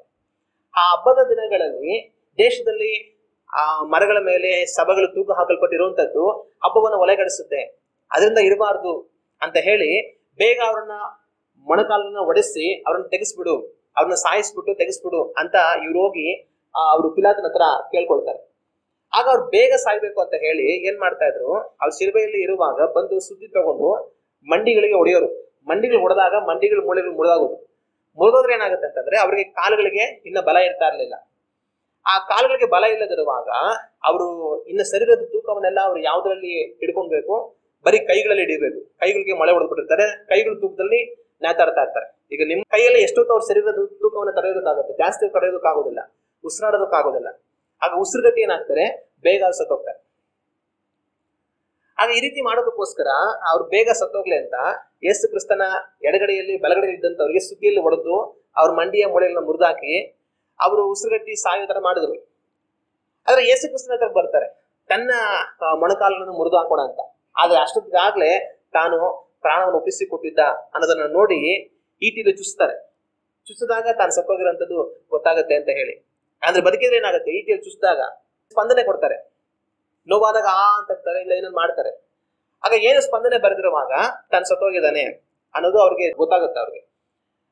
ಆಗ ದೇವರ ವಾಕ್ಯದಲ್ಲಿ ಆ ಇಸ್ರಾಯೇಲ್ ಜನಗಳಿಗೆ ದೇವರ ಪಸ್ಕ ಹಬ್ಬವನ್ನು ಆಚರಿಸುವಾಗ ಅದರ ಒಂದು ಎಲುಬು ಸಹ ಮುರಿಯಲ್ಪಡಬಾರದು ಅಂತ ಹೇಳಿದ್ರು. ಅದೇ ರೀತಿಯಾಗಿ ಯೇಸು ಕ್ರಿಸ್ತನ ಎಲುಬುಗಳು ಮುರಿಯಲ್ಪಡಲಿಲ್ಲ. ಹಲ್ಲೆಲೂಯಾ. ಆಗ ಅದು ಮಾತ್ರ ಅಲ್ದಿರ ನಾವು 10ನೇ ವಾಕ್ಯವನ್ನು ಓದಿ ನೋಡುವಾಗ 10ನೇ ವಾಕ್ಯದಲ್ಲಿ ಅವ್ರೇನ್ ಮಾಡ್ಬೇಕಂದ್ರೆ ಮರುದಿನದ ಬೆಳಗ್ಗೆವರೆಗೂ ಅದರಲ್ಲಿ ಸ್ವಲ್ಪವನ್ನು ಸಹ ಮಿಗಿಸಬಾರದು. ಸಂಜೆ ಅವರ ಕುರಿಯನ್ನ ಕುಯ್ದು ಸುಟ್ಟು ರಾತ್ರಿ ಮಲಗುವಷ್ಟರಲ್ಲಿ ಪೂರ್ತಿ ತಿಂದು ಮುಗಿಸಿ ಅವ್ರು ಮಲ್ಕೊಡ್ಬೇಕು. ಬೆಳಿಗ್ಗೆ ನಾಳೆ ಅಷ್ಟೊತ್ತಿಗೆ ಅದರಲ್ಲಿ ಏನು ಸಹ ಇರಬಾರದು ಅಂತ ಬರೆಯಲ್ಪಟ್ಟಿದೆ. ಯೇಸು ಕ್ರಿಸ್ತನು ಒಂದೇ ದಿನದಲ್ಲಿ ಶಿಲುಬೆಗೆ ಹಾಕಲ್ಪಟ್ಟು ಆವತ್ತೇ ಶಿಲುಬೆಯಲ್ಲಿ ಮರಣ ಹೊಂದಿ ಆವತ್ತೇ ಸಮಾಧಿಯಾದನು. ಈ ಯಜ್ಞದ ಕುರಿಮರಿಯನ್ನು ಕತ್ತರಿಸಿ ಆವತ್ತೇ ತಿಂದು ಆವತ್ತೇ ಮುಗಿಸ್ಬೇಕು, ನಾಳೆಗದಿರಬಾರದು. ಯೇಸು ಕ್ರಿಸ್ತನು ಸಹ ಶಿಲುಬೆಗೆ ಹಾಕಲ್ಪಟ್ಟು ಆವತ್ತೇ ಮರಣ ಹೊಂದಿ ಆವತ್ತೇ ಸಮಾಧಿಯಾದ. ಒಂದೇ ದಿವಸದಲ್ಲಿ ಮರಣ ಸಮಾಧಿ ಯೇಸು ಕ್ರಿಸ್ತನಿಗೆ ಆಯಿತು. ಈ ಯಜ್ಞದ ಕುರಿಮರಿಯೂ ಸಹ ಒಂದೇ ದಿವಸ ಇರಬೇಕು, ಒಂದೇ ದಿವಸದಲ್ಲಿ ತಿಂದು ಅದನ್ನ ಮುಗಿಸ್ಬೇಕು. ಆಗ ಈ ಎಲ್ಲಾ ಕಾರ್ಯಗಳು ನಮ್ಮ ಕರ್ತನಾದ ಯೇಸು ಕ್ರಿಸ್ತನಲ್ಲಿ ಹಾಗೆ ನೆರವೇರಿತು. ಹಲ್ಲೆಲೂಯಾ. ಆಗ ಈ ಪಸ್ಕ ಹಬ್ಬ ಏನನ್ನ ಸೂಚಿಸುತ್ತೆ? ಯೇಸು ಕ್ರಿಸ್ತನು ನಮಗೋಸ್ಕರ ಅನುಭವಿಸುವಂತ ಪಾಠಗಳನ್ನು, ಶ್ರಮೆಯನ್ನು, ಅದರ ಮುಖಾಂತರ ನಮಗೆ ಉಂಟಾಗುವಂತ ರಕ್ಷಣೆಯನ್ನು ನಮಗೆ ಈ ಪಸ್ಕ ಹಬ್ಬ ಸೂಚಿಸುತ್ತೆ. ಹಲ್ಲೆಲೂಯಾ. ಆಗ ಯೇಸು ಕ್ರಿಸ್ತನು ಪಸ್ಕ ಹಬ್ಬದ ಪ್ರತಿರೂಪವಾಗಿದ್ದಾನೆ. ಇವತ್ತು ನಾವು ಪಸ್ಕ ಹಬ್ಬವನ್ನು ಮಾಡ್ಬೇಕಾದ್ರೆ ಅಗತ್ಯ ಇಲ್ಲ. ಆದ್ರೆ ಪಸ್ಕ ಹಬ್ಬದ ನಿಜ ಸ್ವರೂಪವಾಗಿರುವಂತಹ ಯೇಸು ಕ್ರಿಸ್ತನು ನಮಗೋಸ್ಕರ ಮಾಡಿರುವಂತ ಎಲ್ಲವನ್ನ ನಾವು ಸ್ಮರಿಸಿ ದೇವರನ್ನ ಸ್ತುತಿಸಬೇಕು. ಆತನು ನಮಗೆ ಉಂಟು ಮಾಡಿರುವಂತಹ ರಕ್ಷಣೆಯಲ್ಲಿ ನಾನು ನೀವು ಸ್ಥಿರವಾಗಿ ನಿಂತು ನಮ್ಮ ರಕ್ಷಣೆಯನ್ನ ನಾವು ಕಾಪಾಡಿಕೊಂಡು ದೇವರಾಜ್ಯವನ್ನ ನಾವು ಪ್ರವೇಶಿಸುವಂತವರಾಗಿ ಇರಬೇಕು. ಹಲ್ಲೆಲೂಯಾ. ಆಗ ಇದನ್ನ ಅವ್ರು ತಿಳ್ಕೊಳ್ಬೇಕಂತಾನೆ ಇಸ್ರಾಯೇಲ್ ಜನಗಳಿಗೆ ಇದನ್ನ ದೇವರು ಕೊಟ್ಟಿದ್ದು. ನಾಳೆ ಒಂದು ದಿವಸ ಮೆಸ್ಸಿಯನು ಬರುವಾಗ ಯೇಸು ಕ್ರಿಸ್ತನಲ್ಲಿ ಎಲ್ಲಾ ಕಾರ್ಯಗಳು ನೆರವೇರುತ್ತೆ ಅನ್ನೋದಕ್ಕೆ ಗುರುತಾಗಿ ಇದು ನೆರವೇರುವಾಗ ಅವರು ಆತನೇ ದೇವರ ಕುಮಾರನು ಅನ್ನೋದನ್ನ ತಿಳ್ಕೊಂಡು ರಕ್ಷಣೆ ಹೊಂದಿಕೊಳ್ಳಬೇಕಂತ ಹೇಳಿ ದೇವರು ಇದೆಲ್ಲವನ್ನ ಅವ್ರು ಕೊಟ್ಟರು. ಆದ್ರೆ ಆತನನ್ನ ಅವ್ರು ಕಂಡು ಹಿಡಿಯಲಿಲ್ಲ. ಆತನನ್ನ ಇವತ್ತಿನವರೆಗೂ ಸಹ ಅವ್ರು ಅಂಗೀಕರಿಸಿಲ್ಲ. ಬರೀ ಪಸ್ಕ ಹಬ್ಬ ಮಾಡ್ಕೊಂಡೇ ಹೋಗ್ತಾ ಇದ್ದಾರೆ. ಆದ್ರೆ ಪಸ್ಕ ಹಬ್ಬ ನೆರವೇರಿ 2000 ವರ್ಷಗಳಾಗಿ ಹೋಯ್ತು. ಹಲ್ಲೆಲೂಯಾ. ಅದರಿಂದ ಆ ಇಸ್ರಾಯೇಲ್ ಜನಗಳ ರಕ್ಷಣೆಗೋಸ್ಕರ ನಾವು ಪ್ರಾರ್ಥಿಸಬೇಕು. ದೇವರೇ ಇವ್ರ ಮನಕಗಳನ್ನು ತೆರೆ, ಇವರನ್ನ ರಕ್ಷಣೆಗೆ ತಗೊಂಬ ಅಂತ ಹೇಳಿ ಅವ್ರಿಗೋಸ್ಕರ ನಾವು ಪ್ರಾರ್ಥಿಸಬೇಕು. ಮತ್ತೆ ಈ ಒಂದು ಪಸ್ಕ ಹಬ್ಬದಲ್ಲಿ ಈ ಕಾರ್ಯಗಳು ಮಾತ್ರ ಅಲ್ಲ, ಇನ್ನೂ ಕೆಲವೊಂದು ನಮಗೆ ಸಂಬಂಧಪಟ್ಟಂತ ಕಾರ್ಯಗಳು ಸಹ ಇದೆ. ಆಗ ನಮಗೆ ಸಂಬಂಧಪಟ್ಟಂತ ಇದರಲ್ಲಿರುವಂತಹ ಬೇರೆ ಕಾರ್ಯಗಳು ಏನು ಅನ್ನೋದನ್ನ ನಾವು ಧ್ಯಾನ ಮಾಡಿ ನೋಡೋಣ. 1ನೇ ವಾಕ್ಯ 2ನೇ ವಾಕ್ಯವನ್ನು ನಾವು ಓದುವಾಗ ಈ ರೀತಿಯಾಗಿದೆ. ವಿಮೋಚನಕಾಂಡ ಪುಸ್ತಕ 12ನೇ ಅಧ್ಯಾಯ ವಾಕ್ಯಗಳು 1 ಮತ್ತು 2 ಓದಿದರೆ ಈ ರೀತಿಯಾಗಿ ದೇವರು ಹೇಳ್ತಾರೆ. ಐಗುಪ್ತ ದೇಶದಲ್ಲಿ ಯೆಹೋವನು ಮೋಶೆ ಆರೋನರ ಸಂಗಡ ಮಾತಾಡಿ ಇಂತೆಂದನು, ಎಲ್ಲಾ ಮಾಸಗಳಲ್ಲಿ ಇದೇ ನಿಮಗೆ ಆದಿ ಮಾಸವಾಗಿರಬೇಕು, ಇದೇ ನಿಮಗೆ ಪ್ರತಿ ವರ್ಷದ ಮೊದಲನೆಯ ತಿಂಗಳಾಗಿರಬೇಕು. ಆಗ ಈ ಪಸ್ಕ ಹಬ್ಬ ಆಚರಿಸುವಂತದ್ದು ಅವರಿಗೆ ಯಾವ ದಿನ? ಹೊಸ ವರ್ಷ, ಹೊಸ ತಿಂಗಳು. ಇಸ್ರಾಯೇಲ್ ದಿನಗಳ ಮೊದಲನೆಯ ತಿಂಗಳಿನ 10ನೇ ದಿನದಲ್ಲಿ ಅವರೊಂದು ಕುರಿಮರಿಯನ್ನು ತೆಗೆದುಕೊಂಡು 14ನೇ ದಿನದಲ್ಲಿ ಅವರದನ್ನ ಕತ್ತರಿಸಿ ಪಸ್ಕವನ್ನ ಅವ್ರು ಆಚರಿಸಬೇಕು. ಆಗ ಪಸ್ಕ ಹಬ್ಬ ಅವ್ರಿಗೆ ಯಾವಾಗ ಬರುತ್ತೆ ಅಂತಂದ್ರೆ ವರ್ಷದ ಮೊದಲನೇ ತಿಂಗಳು ಬರುತ್ತೆ. ಆಗ ಇದುವರೆಗೂ ಕೂಡ ಇಸ್ರಾಯೇಲ್ ಜನಗಳಿಗೆ ತಮ್ಮದೇ ಆದ ಕ್ಯಾಲೆಂಡರ್ ಇರಲಿಲ್ಲ. ಅವ್ರು 5 ವರ್ಷ ದಾಸರಾಗಿದ್ರು, ಜೀವನ ಮಾಡ್ಕೊಂಡು ಹೋಗ್ತಾ ಇದ್ರು. ಆದ್ರೆ ಈ ಪಸ್ಕ ಹಬ್ಬವನ್ನ ದೇವರು ಆಚರಿಸುವಾಗ ಅವ್ರಿಗೆ ಮೊಟ್ಟ ಮೊದಲು ಹೇಳುವಂತ ಕಾರ್ಯ ಅಂತಂದ್ರೆ, ಈ ಮಾಸ ನಿಮಗೆ ಮೊದಲನೇ ಮಾಸ, ಈಗಿನಿಂದಲೇ ನಿಮ್ಮ ಹೊಸ ವರ್ಷ ಪ್ರಾರಂಭ ಆಗುತ್ತೆ ಅಂತ ಹೇಳಿ ಪಸ್ಕವನ್ನ ದೇವರು ಏರ್ಪಡಿಸಿಕೊಟ್ರು. ಆಗ ಪಸ್ಕ ಹಬ್ಬ ಅವ್ರಿಗೆ ಹೊಸ ಒಂದು ಪ್ರಾರಂಭ. ಅದೇ ರೀತಿಯಾಗಿ ಯೇಸು ಕ್ರಿಸ್ತನಲ್ಲಿ ನಾನು ನೀವು ಹೊಸ ಸೃಷ್ಟಿಯಾಗಿದ್ದೇವೆ. ದೇವರ ವಾಕ್ಯ ಹೇಳುತ್ತದೆ, ಒಬ್ಬನು ಕ್ರಿಸ್ತನಲ್ಲಿದ್ದರೆ ಅವನು ನೂತನ ಸೃಷ್ಟಿಯಾದನು ಎಂಬುದಾಗಿ ಹೇಳಿ. ಇಷ್ಟು ದಿವಸಗಳ ಕಾಲ ನಾವು ಐಗುಪ್ತದಲ್ಲಿದ್ವಿ, ಪಾಪದಲ್ಲಿದ್ವಿ, ಕಾರ್ಗತ್ತಲಿನಲ್ಲಿದ್ವಿ. ಆದ್ರೆ ಯೇಸು ಕ್ರಿಸ್ತನ ಮುಖಾಂತರವಾಗಿ ದೇವರು ನಮ್ಮನ್ನ ನೂತನ ಸೃಷ್ಟಿಯಾಗಿ ಮಾಡಿದರು. ಪಸ್ಕ ಹಬ್ಬ ಅವರಿಗೆ ಹೊಸ ವರ್ಷವಾಗಿ ಬಂತು, ಹೊಸ ಜೀವಿತವಾಗಿ ಬಂತು. ಇದುವರೆಗೂ ದಾಸತ್ವ, ಕಷ್ಟ, ಕಣ್ಣೀರು, ಬಾಧೆಗಳು. ಆದ್ರೆ ಇನ್ನು ಮುಂದೆ ಅವರಿಗೆ ಜಯ, ಬಿಡುಗಡೆ ಉಂಟಾಯಿತು. ಅದೇ ರೀತಿಯಾಗಿ ಯೇಸು ಕ್ರಿಸ್ತನ ಮುಖಾಂತರ ಇಷ್ಟು ಕಾಲ ಪಾಪದಲ್ಲಿಯೂ ಕಾರ್ಗತ್ತಲಿನಲ್ಲಿಯೂ ಇದ್ದಂತ ನಮ್ಮನ್ನ ದೇವರು ಬಿಡುಗಡೆಗೊಳಿಸಿ ಹೊಸ ಸೃಷ್ಟಿಯಾಗಿ ನಮ್ಮನ್ನ ಮಾಡಿದನು. ಯೇಸು ಕ್ರಿಸ್ತನ ಮುಖಾಂತರ ನಮಗೆ ಜಯವನ್ನು ಕೊಟ್ಟನು. ಹಲ್ಲೆಲೂಯಾ. ಆಗ ಪಸ್ಕ ಹಬ್ಬ ಅವರಿಗೆ ಹೊಸ ಆರಂಭ. ಯೇಸು ಕ್ರಿಸ್ತನು ನನಗೆ ನಿಮಗೆ ಹೊಸ ಆರಂಭ. ಆತರ ನಮ್ಮನ್ನ ಹೊಸ ಸೃಷ್ಟಿಯಾಗಿ ಮಾಡಿದ್ದಾನೆ. ಈ ಲೋಕದಲ್ಲಿ ಮಾತ್ರ ಹೊಸ ಸೃಷ್ಟಿ ಮಾಡಿದ್ದಲ್ಲ, ಮತ್ತೆ ನೂತನ ಆಕಾಶವನ್ನು ನೂತನ ಭೂಲೋಕವನ್ನು ಉಂಟು ಮಾಡಿ ಹೊಸ ಯೆರೂಸಲೇಮ್ ಪಟ್ಟಣವನ್ನು ಅಲ್ಲಿ ಉಂಟು ಮಾಡಿ ಅಲ್ಲಿ ನಮ್ಮನ್ನ ದೇವರು ಇರಿಸಿ ಕಟ್ಟ ಕಡೆಗೆ ದೇವರು ಒಂದು ಮಾತು ಹೇಳ್ತಾರೆ, ಇಗೋ ಎಲ್ಲವನ್ನು ಹೊಸತು ಮಾಡಿದನು ಎಂಬುದಾಗಿ. ಇವಾಗ ನಾವು ಕ್ರಿಸ್ತನಲ್ಲಿ ಹೊಸ ಸೃಷ್ಟಿಯಾಗಿದ್ದೇವೆ. ಆದ್ರೆ ಆ ಹೊಸ ಸೃಷ್ಟಿಯ ಪರಿಪೂರ್ಣತೆ ಇನ್ನು ನಮಗೆ ಬರಲಿಲ್ಲ. ಆದ್ರೆ ನಿತ್ಯ ಲೋಕದಲ್ಲಿ ಆ ಪರಿಪೂರ್ಣತೆ ಬರುತ್ತೆ. ಅಲ್ಲಿ ನಾವು ಎಲ್ಲವೂ ಹೊಸದಾಗಿ ಮಾಡಲ್ಪಟ್ಟು ದೇವರೊಟ್ಟಿಗೆ ಸದಾಕಾಲ ಇರುತ್ತೇವೆ. ಹಲ್ಲೆಲೂಯಾ. ಇಸ್ರಾಯೇಲ್ ಜನಗಳಿಗೆ ಪಸ್ಕ ಹಬ್ಬ ಹೊಸ ಆರಂಭವನ್ನು ಕೊಟ್ಟಿತ್ತು. ಯೇಸು ಕ್ರಿಸ್ತನು ನನಗೂ ನಿಮಗೂ ಹೊಸ ಆರಂಭವನ್ನು ಕೊಟ್ಟಿದ್ದಾರೆ. ಅದು ಮುಂದೆ ಪರಿಪೂರ್ಣವಾಗುವಂತದನ್ನ ನಾವು ಕಾಣ್ತೇವೆ. ಅದು ಮಾತ್ರ ಅಲ್ದಿರ 7ನೇ ವಾಕ್ಯವನ್ನು ನಾವು ಓದುವಾಗ 7ನೇ ವಾಕ್ಯದಲ್ಲಿ ಅವ್ರು ಮಾಡಬೇಕಾಗಿರೋ ಕೆಲಸ ಏನಂತಂದ್ರೆ, ಮನೆ ಬಾಗಿಲುಗಳ ಪಟ್ಟಿಯಲ್ಲಿ ಅವ್ರ ರಕ್ತವನ್ನ ಅವರು ಹಚ್ಚಬೇಕು. ಇದನ್ನ ಇಲ್ಲಿ ಮಾತ್ರ ಅಲ್ವಾ, ಮುಂದೆ ಅವರು ಕಾನಾನ್ ದೇಶಕ್ಕೆ ಹೊರಟು ಹೋದ ನಂತರ ಅವರೊಂದು ಮನೆಯಲ್ಲಿ ವಾಸ ಮಾಡ್ತಾ ಇರುವಾಗ ಆ ಮನೆಗೆ ವರ್ಷ ವರ್ಷ ಈ ಹಬ್ಬವನ್ನು ಆಚರಿಸಿ ಅವ್ರ ರಕ್ತವನ್ನ ಹಚ್ಚಬೇಕು. ಇದರಿಂದ ಏನಾಗುತ್ತೆ, ವರ್ಷ ಪೂರ್ತಿ ಅವ್ರ ಮನೆ ಬಾಗಿಲುಗಳಲ್ಲಿ ರಕ್ತದ ಕಲೆಗಳು ಅದೇ ತರ ಇರುತ್ತೆ. ನೀರು ಬಿದ್ರೆ ಎಲ್ಲಾದ್ರೂ ಸ್ವಲ್ಪ ತಾಳ್ಮೆ ಒಣಗೋಗುತ್ತೆ, ರಕ್ತ ಬಿದ್ರೆ ರಕ್ತ ಒಣಗೋದಿಲ್ಲ. ರಕ್ತ ಎಲ್ಲಿ ಬಿದ್ದಿರುತ್ತೋ ಅದ್ರ ಕರೆ ಹಾಗೆ ಇರುತ್ತೆ. ನೀವೊಂದು ಮರಕ್ಕೆ ರಕ್ತ ಹಚ್ಚಿದ್ರೆ ಅದ್ರ ರಕ್ತ ಹೋಗೋದಿಲ್ಲ, ಅದ್ರ ಕಲೆಗಳು ಹಾಗೆ ಇರುತ್ತೆ. ಮತ್ತೆ ನೀವು ವರ್ಷ ವರ್ಷ ಅದಕ್ಕೆ ಹಚ್ತಾನೆ ಇದ್ರೆ ಅದ್ರ ರಕ್ತದ ಕಲೆಗಳು ಯಾವಾಗ್ಲೂ ಅಲ್ಲೇ ಇರುತ್ತೆ. ಹಾಗೆ ಇಸ್ರಾಯೇಲ್ ಜನಗಳ ಮನೆಗಳಿಗೆ ನೀವು ಹೋದ್ರೆ ಅವ್ರ ದೇಶದಲ್ಲಿ ಯಾವ ರೀತಿ ಇರ್ತಾ ಇತ್ತು ಅಂದ್ರೆ, ಎಲ್ಲಾ ಮನೆಗಳ ಮೇಲೂ ಕಂಬಗಳಲ್ಲಿ ರಕ್ತದ ಗುರುತು. ಅವ್ರ ಮನೆ ಒಳಗಡೆ ಹೋಗುವಾಗ್ಲೂ ರಕ್ತ ಅವ್ರಿಗೆ ಕಾಣಿಸ್ತಾ ಇತ್ತು, ಮನೆಯಿಂದ ಆಚೆ ಬರುವಾಗ್ಲೂ ರಕ್ತದ ಗುರುತುಗಳು ಅವ್ರಿಗೆ ಕಾಣಿಸ್ತಾ ಇತ್ತು. ಆಗ ಇದು ಏನನ್ನು ಸೂಚಿಸುತ್ತೆ? ಆ ರಕ್ತವನ್ನೆಲ್ಲ ಯಾವಾಗ್ಲೂ ಮನೆಯ ಬಾಗಿಲ ನಿಲುವು ಪಟ್ಟಿಗಳಲ್ಲಿ ಅವ್ರ ರಕ್ತವನ್ನ ನೋಡುವಾಗಲೆಲ್ಲ ಅವ್ರು ಏನನ್ನ ಜ್ಞಾಪಿಸಿಕೊಳ್ಳಬೇಕು? ಅವರು ದೇವರು ನಮ್ಮನ್ನ ಐಗುಪ್ತ ದೇಶದಿಂದ ಬಿಡಿಸಿದನು, ನಮ್ಮನ್ನ ಈ ದೇಶಕ್ಕೆ ತಂದನು. ನಾವಿದ್ದಂತ ಕಷ್ಟ, ಕಣ್ಣೀರು, ಬಾಧೆ, ಸಂಕಟ, ದಾಸತ್ವ ಅವುಗಳಿಂದ ದೇವರು ನಮ್ಮನ್ನ ಬಿಡಿಸಿ ನಮ್ಮನ್ನ ಈ ಕಾನಾನ್ ದೇಶಕ್ಕೆ ತಂದು ಈ ಸ್ವತಂತ್ರವಾಗಿ ಈ ರೀತಿಯಾಗಿ ನಾವು ಜೀವಿಸುವಂತೆ ದೇವರು ಮಾಡಿದ್ದಾರೆ ಅನ್ನೋದಕ್ಕೆ ಗುರುತಾಗಿ ಅವ್ರ ರಕ್ತವನ್ನ ಯಾವಾಗಲೂ ಸಹ ಅಲ್ಲಿ ಹಚ್ಚಿರಬೇಕಾಗಿತ್ತು. ಮುಂದೆ ಅವ್ರ ಸಂತತಿಯವರು, ಅವ್ರ ಮಕ್ಕಳು ಈ ರೀತಿ ಪಸ್ಕಾ ಹಬ್ಬವನ್ನು ಮಾಡಿ ರಕ್ತವನ್ನ ಹಚ್ಚುವಾಗ ಅವರು ಯಾವಾಗಲೂ ಸಹ ಕೇಳಬೇಕು, ಇದನ್ನ ಯಾಕೆ ಈ ರೀತಿ ಮಾಡಬೇಕು, ಮತ್ತೆ ಯಾವಾಗಲೂ ಯಾಕೆ ರಕ್ತ ಇಲ್ಲಿರುತ್ತೆ ಅಂತಂದಾಗ ಅದು ಅವರಿಗೆ ಸಾಕ್ಷಿ. ನಾವು ಐಗುಪ್ತ ದೇಶದಲ್ಲಿ ದಾಸರಾಗಿದ್ವಿ, ಆದ್ರೆ ದೇವರು ಮಹಾ ಅದ್ಭುತಗಳನ್ನು ಮಾಡಿ ನಮ್ಮನ್ನ ಅಲ್ಲಿಂದ ಬಿಡಿಸಿ ಈ ದೇಶಕ್ಕೆ ಇವತ್ತು ತಂದಿದ್ದಾರೆ. ಇವತ್ತು ಇಲ್ಲಿ ನಮ್ಮ ಸ್ವಂತ ದೇಶದಲ್ಲಿ, ನಮ್ಮ ಸ್ವಂತ ಮನೆಗಳಲ್ಲಿ ನಾವು ನೆಮ್ಮದಿಯಾಗಿ ಜೀವಿಸ್ತಾ ಇದ್ದೀವಿ ಅಂತಂತಂದ್ರೆ ಆವತ್ತು ದೇವರು ನಮಗೆ ಮಾಡಿದಂತ ಆ ಕಾರ್ಯ ಕಾರಣ. ಅದರಿಂದ ಅದನ್ನ ನಾವು ನೆನೆಸಿ ದೇವರನ್ನ ನಾವು ಸ್ತುತಿಸ್ತೇವೆ ಅಂತ ಅವ್ರ ಮಕ್ಕಳಿಗೆ ಹೇಳಿ, ಅವ್ರ ಮಕ್ಕಳು ಸಹ ದೇವರಲ್ಲಿ ಭಯಭಕ್ತಿ ಉಳ್ಳವರಾಗಿ ಜೀವಿಸುವ ಹಾಗೆ ಅವರನ್ನ ಅವರು ನಡೆಸಬೇಕಾಗಿತ್ತು. ಆಗ ತಮಗೂ ತಮ್ಮ ಸಂತತಿಗೂ ಆ ರಕ್ತ ಯಾವಾಗಲೂ ಗುರುತಾಗಿರೋದು ಏನು? ದೇವರು ನಮ್ಮನ್ನು ಬಿಡಿಸಿ ನಮ್ಮನ್ನು ರಕ್ಷಿಸಿದ್ದಾರೆ, ಆ ದೇವರಲ್ಲಿ ನಾವು ಯಾವಾಗ್ಲೂ ನೆಲೆನಿಂತು ಜೀವಿಸಬೇಕು ಅಂತ ಹೇಳಿ. ಆಗ ಇದೇ ರೀತಿಯಾಗಿನೇ ನಾನು ನೀವು ಯೇಸು ಕ್ರಿಸ್ತನು ನಮಗೋಸ್ಕರವಾಗಿ ರಕ್ತ ಸುರಿಸಿದ್ದನ್ನು, ರಕ್ಷಣೆಯನ್ನು ಸಂಪಾದಿಸಿದ್ದನ್ನು ಯಾವಾಗ್ಲೂ ಜ್ಞಾಪಕದಲ್ಲಿ ಇಟ್ಟುಕೊಂಡು ಆ ರಕ್ಷಣೆಯಲ್ಲಿ ನಾನು ನೀವು ಯಾವಾಗ ನೆಲೆನಿಂತು ದೇವರಲ್ಲಿ ಭಯಭಕ್ತಿ ಉಳ್ಳವರಾಗಿ ಜೀವಿಸಿ ನಮ್ಮ ರಕ್ಷಣೆಯನ್ನ ಕಡೆಯವರೆಗೂ ನಾವು ಕಾಪಾಡಿಕೊಳ್ಳಬೇಕು. ಇವತ್ತು ನಾವು ಆ ರೀತಿಯಾಗಿದ್ದೇವೆ ಅನ್ನೋದನ್ನ ನಾವು ಯೋಚನೆ ಮಾಡಿ ನೋಡ್ಬೇಕು. ಯೇಸು ಕ್ರಿಸ್ತನ ಒಂದ್ ಮಾತು ಹೇಳ್ತಾರೆ, ಏನಂದ್ರೆ ನೀವು ಕೂಡಿ ಬರುವಾಗಲೆಲ್ಲ ರೊಟ್ಟಿಯನ್ನು ಮುರಿದು ತಿನ್ನಿರಿ, ದ್ರಾಕ್ಷಾರಸವನ್ನು ಕುಡಿಯಿರಿ. ಅದನ್ನು ತಿನ್ನುವಾಗ ಕುಡಿಯುವಾಗ ನೀವು ನನ್ನ ಶರೀರವನ್ನು ನನ್ನ ರಕ್ತವನ್ನ ನೀವು ಪಾನ ಮಾಡ್ತಾ ಇದ್ದೀರಿ ಅನ್ನೋದನ್ನ ನೀವು ಜ್ಞಾಪಕ ಮಾಡಿಕೊಳ್ಳಿ ಅಂತ ಯೇಸು ಕ್ರಿಸ್ತನ ಹೇಳ್ತಾರೆ. ಆಗ ಅವರು ನಮಗೋಸ್ಕರ ಶ್ರಮೆ ಅನುಭವಿಸಿದ್ದನ್ನ ನಾವು ಯಾವಾಗ್ಲೂ ಜ್ಞಾಪಕದಲ್ಲಿ ಇಟ್ಟುಕೊಳ್ಳಬೇಕಂತ ಹೇಳಿ ಅವ್ರು ಇಷ್ಟಪಡ್ತಾರೆ.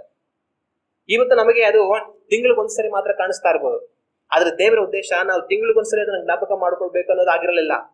ದೇವರ ಉದ್ದೇಶ ಪ್ರತಿ ದಿವಸ ಪ್ರತಿ ಹೊತ್ತು ಅವರದನ್ನ ಜ್ಞಾಪಕ ಮಾಡಿಕೊಳ್ಳಬೇಕನ್ನೋದು ಅವ್ರ ಉದ್ದೇಶ ಆಗಿತ್ತು. ಇಸ್ರಾಯೇಲ್ ಜನಗಳ ಊಟದ ಪದ್ಧತಿ ಏನು ಅಂತಂದ್ರೆ, ಅವ್ರ ರೊಟ್ಟಿ ತಿನ್ನೋದು, ದ್ರಾಕ್ಷಾರಸ ಕುಡಿಯೋದು ಆ ಊಟದ ಪದ್ಧತಿ. ಆಗ ಅವ್ರೇನ್ ಮಾಡೋರು, ಬೆಳಿಗ್ಗೆ ಸಾಯಂಕಾಲ ರಾತ್ರಿ ಎಲ್ಲ ರೊಟ್ಟಿನ ಮುರಿದು ತಿನ್ನೋರು.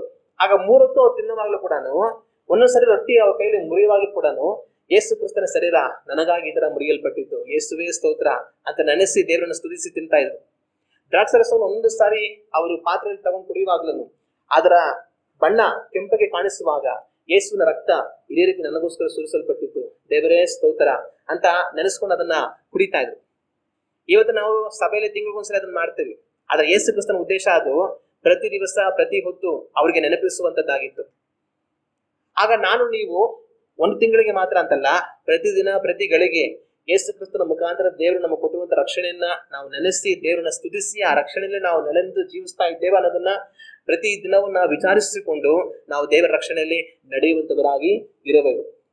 ಆಗ ಆ ದಿನಗಳಿಗೆ ದೇವರು ಮನೆಯ ಕಂಬಗಳಲ್ಲಿ, ಬಾಗಿಲ ಕಂಬಗಳಲ್ಲಿ ರಕ್ತವನ್ನ ಹಚ್ಚುವಂಥದ್ದು ಅವ್ರಿಗೆ ಬೆಳಿಗ್ಗೆ ರಾತ್ರಿ ಎಲ್ಲಾ ಸಮಯ ಗುರುತಾಗಿತ್ತು.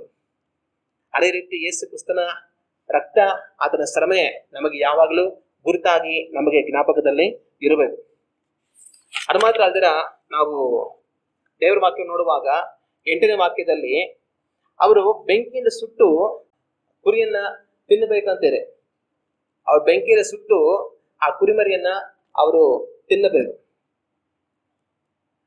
ಆಗ ನಾವು ಯೇಸು ಕ್ರಿಸ್ತನನ್ನ ಸುಮ್ಮನೆ ಶಿಲುಬೆ ಮೇಲೆ ಅಯ್ಯೋ ಪಾಪ ಇಷ್ಟೆಲ್ಲ ಬಾಧೆ ಪಟ್ರಲ್ಲ, ಪಾಪ ಇಷ್ಟೆಲ್ಲ ಗಾಯಪಟ್ರು, ರಕ್ತ ಸುರಿಸಲ್ಪಟ್ರು, ಶಿಲುಬೆಲ್ ಮರಣದಿಂದ ಹೊಂದ್ಬಿಟ್ರಲ್ಲ, ಅಯ್ಯೋ ಎಷ್ಟು ಒಳ್ಳೆ ದೇವ್ರು ಅಂತ ಅನ್ಕೊಳ್ಳೋರು ಎಷ್ಟೋ ಜನ ಇದ್ದಾರೆ. ಆದ್ರೆ ಹಂಗ ಅಂದ್ಕೊಳ್ಳೋದ್ರೆ ಮಾತ್ರ ಮನುಷ್ಯರ ರಕ್ಷಣೆ ಬರೋದಿಲ್ಲ. ಆದ್ರೆ ಆ ಯೇಸು ನಮ್ಮ ಒಳಗಡೆ ಬರಬೇಕು. ಇವರು ಕುರಿಯವರೆಯನ್ನು ಸುಟ್ರು, ಅದೇನ್ ಮಾಡ್ಬೇಕು, ಅವ್ರು ಸೇವಿಸಬೇಕು. ಅದೇ ರೀತಿಯಾಗಿ ಯೇಸು ಕ್ರಿಸ್ತನು ನಮ್ಮ ಒಳಗಡೆ ಬರಬೇಕು. ಯೇಸು ಕ್ರಿಸ್ತನ ಹೇಳಿದ ಮಾತು, ನಾನು ನಿಮ್ಮಲ್ಲಿಯೂ ನೀವು ನನ್ನಲ್ಲಿಯೂ ಇದ್ದೀರಿ ಎಂಬುದಾಗಿ. ಆಗ ಆತನು ನಮ್ಮಲ್ಲಿರುವಾಗ ನಾವು ಫಲವನ್ನು ಕೊಡುವಂತವರಾಗಿರ್ತೀವಿ. ಯೇಸು ಕ್ರಿಸ್ತನು ನಮ್ಮಲ್ಲಿ ಬರುವಾಗ ನಮಗೆ ರಕ್ಷಣೆ ಉಂಟಾಗುತ್ತೆ. ಆಗ ಅವರು ಕುರಿಮರಿಯನ್ನು ಸುಟ್ಟು ಅದನ್ನ ಅವರು ತಿನ್ನಬೇಕು. ಯೇಸು ಕ್ರಿಸ್ತನ ಒಂದು ಮಾತು ಹೇಳಿದ್ರು, ನೀವು ನನ್ನ ಶರೀರವನ್ನ ತಿಂದು ನನ್ನ ರಕ್ತವನ್ನು ಕುಡಿಯಬೇಕಂತ ಹೇಳಿದ್ರು. ಅಂದ್ರೆ ಆತ್ಮೀಯವಾಗಿ ಅವ್ರು ಹೇಳಿದ್ರು, ನಾನ್ ನಿಮ್ಮಲ್ಲಿ ಇರಬೇಕು, ನಾನ್ ನಿಮ್ಮಲ್ಲಿ ವಾಸ ಮಾಡೋದಕ್ಕೆ ನೀವು ನನಗೆ ಅವಕಾಶ ಕೊಡಬೇಕಂತ ಆತ್ಮೀಯವಾದ ರೀತಿಯಲ್ಲಿ ಅವರದನ್ನ ಹೇಳಿದ್ರು. ಆಗ ಇವತ್ತು ಯೇಸು ಕ್ರಿಸ್ತನು ನಮ್ಮಲ್ಲಿ ಇದ್ದಾನ ಅನ್ನೋದನ್ನ ನಾವು ಒಂದು ಕ್ಷಣ ಯೋಚನೆ ಮಾಡಿ ನೋಡ್ಬೇಕು. ಇಸ್ರಾಯೇಲ್ ಜನಗಳ ಕುರಿಮರಿನ ಸುಟ್ಟು ಅದನ್ನ ತಿಂದರು, ಒಳಗಡೆ ಸೇವಿಸ್ಕೊಂಡ್ರು. ನಾನು ನೀವು ಇವತ್ತು ಆತ್ಮೀಯವಾಗಿ ಯೇಸು ಕ್ರಿಸ್ತನನ್ನ ನಮ್ಮಲ್ಲಿ ಇರಿಸಿಕೊಂಡವರಾಗಿ ಇರಬೇಕು. ಆತನ ನಮ್ಮಲ್ಲಿ ಇದ್ದಾನ ನಾವು ಒಂದು ಕ್ಷಣ ಯೋಚನೆ ಮಾಡಿ ನೋಡ್ಬೇಕು. ಅದು ಮಾತ್ರ ಅಲ್ದಿರ ಇನ್ನೊಂದು ಕಾರ್ಯ ಏನಂತಂದ್ರೆ, ನಾವು ಅಲ್ಲೇ ಓದುವಾಗ ಅದನ್ನ ಸುಟ್ಟು ತಿನ್ಬೇಕಂತ ದೇವ್ರೊಂದು ಮಾತು ಹೇಳ್ತಾರೆ. ಎರಡನೇದಾಗಿ ಹುಳಿ ಇಲ್ಲದ ರೊಟ್ಟಿಗಳ ಜೊತೆಯಲ್ಲಿ ತಿನ್ಬೇಕಂತ ಹೇಳ್ತಾರೆ. ಬರೀ ಕುರಿಮರಿಯನ್ನ ತಿನ್ನೋದು ಮಾತ್ರ ಅಲ್ಲ, ಹುಳಿ ಇಲ್ಲದಿರುವಂತ ರೊಟ್ಟಿಗಳ ಜೊತೆಯಲ್ಲಿ ತಿನ್ಬೇಕು ಅಂತ. ಉದಾಹರಣೆಗೆ ನೀವು ಸಾರು ಮಾಡ್ತೀರಾ ಅಂದ್ರೆ ಉಪ್ಪು ಹಾಕ್ದಿರ ಸಾರು ತಿನ್ಬೇಕು ಅಂತ ಅನ್ನೋ ಜೊತೆಲಿ. ಆದ್ರೇ ಇವರು ರೊಟ್ಟಿ ಮಾಡ್ತಾ ಇದ್ದೆಲ್ಲ ಕೂಡ ಹುಳಿ ಬೆರೆಸಿ ರೊಟ್ಟಿ ಮಾಡೋರು.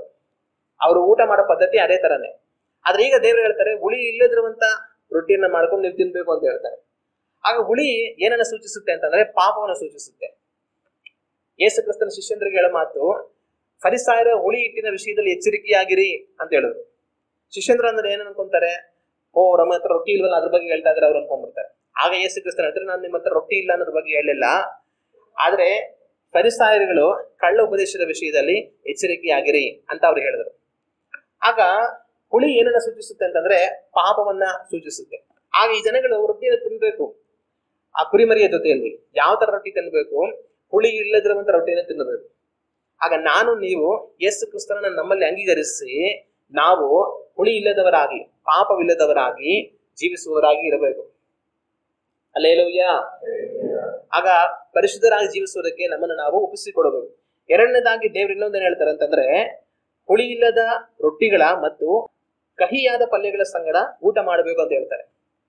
ಈ ಜನಗಳಿಗೆ ದೇವ್ರು ಹೇಳೋ ಮಾತು, ನೀವು ಕುರಿಮರಿಯನ್ನು ಸುಟ್ಟು ತಿನ್ಬೇಕು, ಹುಳಿ ಇಲ್ಲದಿರುವಂತ ರೊಟ್ಟಿ ಜೊತೆ ತಿನ್ಬೇಕು, ಅದ್ರ ಜೊತೆಗೆ ಇನ್ನೇನಂತಂದ್ರೆ ಕಹಿಯಾದ ಪಲ್ಯಗಳನ್ನ ಮಾಡ್ಕೊಂಡು ಅದ್ರ ಜೊತೆ ತಿನ್ಬೇಕು ಅಂತ ಹೇಳ್ತಾರೆ. ಕಹಿಯಾದ ಪಲ್ಯ ಯಾರಾದ್ರೂ ತಿನ್ನಕ್ಕಾಗತ್ತಾ? ಯಾವ್ದಾದ್ರು ಕಹಿಯಾದ ಸೊಪ್ಪು, ಯಾವ್ದಾದ್ರು ಕಹಿಯಾದ ಕಾಯಿ ಇದೆ ಅಂತಂದ್ರೆ ಅದನ್ನ ತಿನ್ನಕ್ಕಾಗತ್ತಾ? ತುಂಬಾ ಕಷ್ಟ. ಆದ್ರೆ ದೇವ್ರು ನೀವು ಕಹಿಯಾದ ಪಲ್ಯ ಮಾಡ್ಕೊಂಡು ತಿನ್ಬೇಕು ಅಂತ ಹೇಳ್ತಾರೆ. ಕಾರಣ ಏನು? ಇವ್ರ ಕಹಿಯಾದ ಪಲ್ಯವನ್ನು ಇಸ್ರಾಯೇಲ್ ಜನಗಳು ತಿನ್ನುವಾಗ ಅವ್ರ ಮಕ್ಕಳು ಕೇಳಿದ್ರೆ, ಅಮ್ಮ ಇಷ್ಟು ಕಹಿಯಾಗಿದೆ, ಬಾಯಿ ಇಡಕ್ಕಾದ್ರೂ ಆಗುತ್ತಾ, ಇದ್ ಯಾಕೆ ತಿನ್ಬೇಕು ನಾವು ಅಂತಂದ್ರೆ ಅವ್ರು ಕೊಡ್ಬೇಕಾಗಿರೋ ಉತ್ತರ, ಐಗುಪ್ತ ದೇಶದಲ್ಲಿ ನಮ್ಮ ಜೀವನ ಇದೇ ತರ ಕಹಿಯಾಗಿತ್ತು. ದಾಸತ್ವದಲ್ಲಿ ಅವರ ಕಾಠಿಣ್ಯತೆಗೆ, ಅವರ ದೌರ್ಜನ್ಯಕ್ಕೆ ನಾವು ಒಳಗಾಗಿ ಕಹಿಯಾಗಿ ನಾವು ಬದುಕ್ತಾ ಇದ್ವಿ. ಆದ್ರೆ ಈ ತರ ಇದ್ದಂತ ನಮ್ಮ ಜೀವಿತವನ್ನ ದೇವರು ಇವತ್ತು ಚಂದವಾಗಿ ಮಾಡಿದ್ದಾರೆ. ಇವತ್ತು ನೀನೇನು ಸ್ವಂತ ದೇಶ, ಸ್ವಂತ ಊರು, ಸ್ವಂತ ಮನೆ, ಕೆಲಸ, ದುಡ್ಡು, ಆಶೀರ್ವಾದ ಎಲ್ಲಾದ್ರೂ ಚೆನ್ನಾಗಿ ಬದುಕ್ತಾ ಇದೀಯ ಅಂತಂದ್ರೆ ಇದಕ್ಕೆ ಮುಂದೆ ಒಂದು ದಿವಸ ನಾವು ಕಹಿಯಾದ ಪಲ್ಯದ ಹಾಗೆ ಬದುಕ್ತಾ ಇದ್ವಿ. ಆದ್ರೆ ಅಲ್ಲಿಂದ ದೇವರನ್ನು ಬಿಡಿಸಿ ಇವತ್ತು ಈ ಸ್ಥಾನಕ್ಕೆ ತಂದಿದ್ದಾರೆ. ಅದನ್ನ ನಾವು ಯಾವತ್ತು ಮರೆತು ಹೋಗ್ಬಾರ್ದು ಅಂತ ದೇವ್ರ ಕಹಿಯಾದ ಪಲ್ಯವನ್ನು ನಾವು ತಿನ್ಬೇಕಂತ ಹೇಳಿದ್ದಾರೆ. ಅಂತ ಆ ಜನಗಳು ತಮ್ಮ ಮಕ್ಕಳಿಗೆ ಉತ್ತರ ಕೊಡ್ಬೇಕು. ಆಗ ಕಹಿಯನ್ನು ಸೇವಿಸೋದು ಅವ್ರಿಗೆ ಪೂರ್ವದಲ್ಲಿ ಯಾವ ಸ್ಥಿತಿಯಲ್ಲಿ ಅವ್ರು ಇದ್ವಿ ಅನ್ನೋದನ್ನ ಮರಿಬಾರ್ದು ಅನ್ನೋದಕ್ಕೆ ದೇವ್ರು ಅದನ್ನ ತಿನ್ಬೇಕು ಅಂತ ಹೇಳಿದ್ರು. ಇವತ್ತು ನಾನು ನೀವು ಯಾವ ರೀತಿ ಇರಬೇಕು ಅಂದ್ರೆ ದೇವ್ರು ನಮಗೆ ಮಾಡಿದ ಉಪಕಾರಗಳನ್ನ ನಾವು ಮರೆತು ಹೋಗಬಾರದು. ದೇವ್ರು ಒಂದು ಕಾಲದಲ್ಲಿ ನಾವು ಯಾವ ರೀತಿ ಪಾಪದಲ್ಲಿ ಬದುಕ್ತಾ ಇದ್ವಿ, ಪಾಪದಿಂದ ಯಾವ ರೀತಿ ನಿರೀಕ್ಷೆ ಇಲ್ಲದವರಾಗಿ ನಾಶನದಲ್ಲಿ ನಾವು ಬದುಕ್ತಾ ಇದ್ವಿ, ಆದ್ರೆ ದೇವರು ಯಾವ ರೀತಿ ಕೃಪೆ ತೋರಿಸಿ ನಮ್ಮನ್ನ ಸಂಧಿಸಿ ರಕ್ಷಿಸಿ ನಮಗೆ ನಿತ್ಯ ಜೀವನ ಭರವಸೆ ಕೊಟ್ಟು ನಮ್ಮನ್ನ ನಡೆಸ್ತಾ ಇದ್ದಾರೆ ಅನ್ನೋದನ್ನ ನಾವು ಯಾವತ್ತೂ ಸಹ ಮರಿಬಾರದು.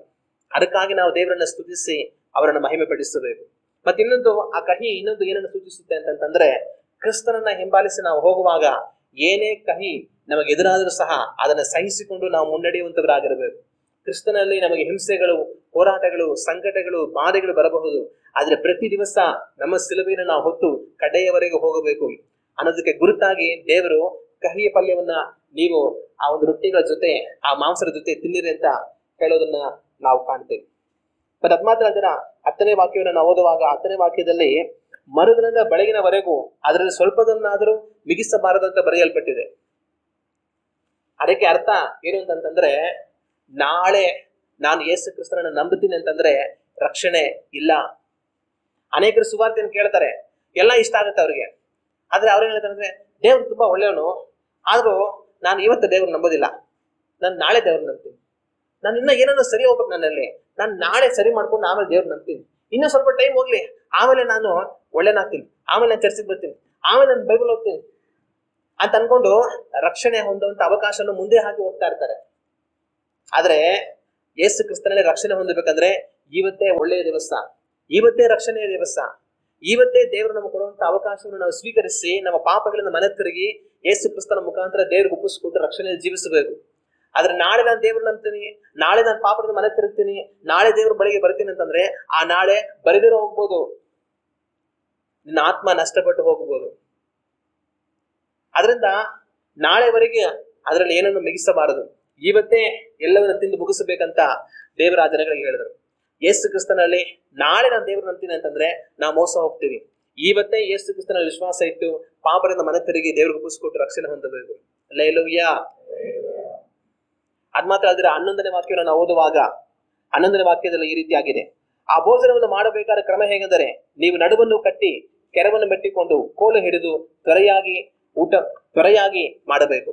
ಹಾಗಂದ್ರೆ ದೇವರಲ್ಲಿ ಹೇಳ್ತಾ ಇರೋದೇನಂತಂದ್ರೆ, ಅಡಿಗೆ ಎಲ್ಲ ರೆಡಿ ಆಗಿದೆ, ರೊಟ್ಟಿಗಳು ರೆಡಿ ಆಗಿದೆ, ಕಹಿ ಪಲ್ಯ ರೆಡಿ ಆಗಿದೆ, ಮತ್ತೆ ಈ ಕಡೆ ಆ ಕುರಿಮರಿಯನ್ನ ಬೇಯಿಸಿ ಎಲ್ಲ ರೆಡಿ ಆಗಿದೆ.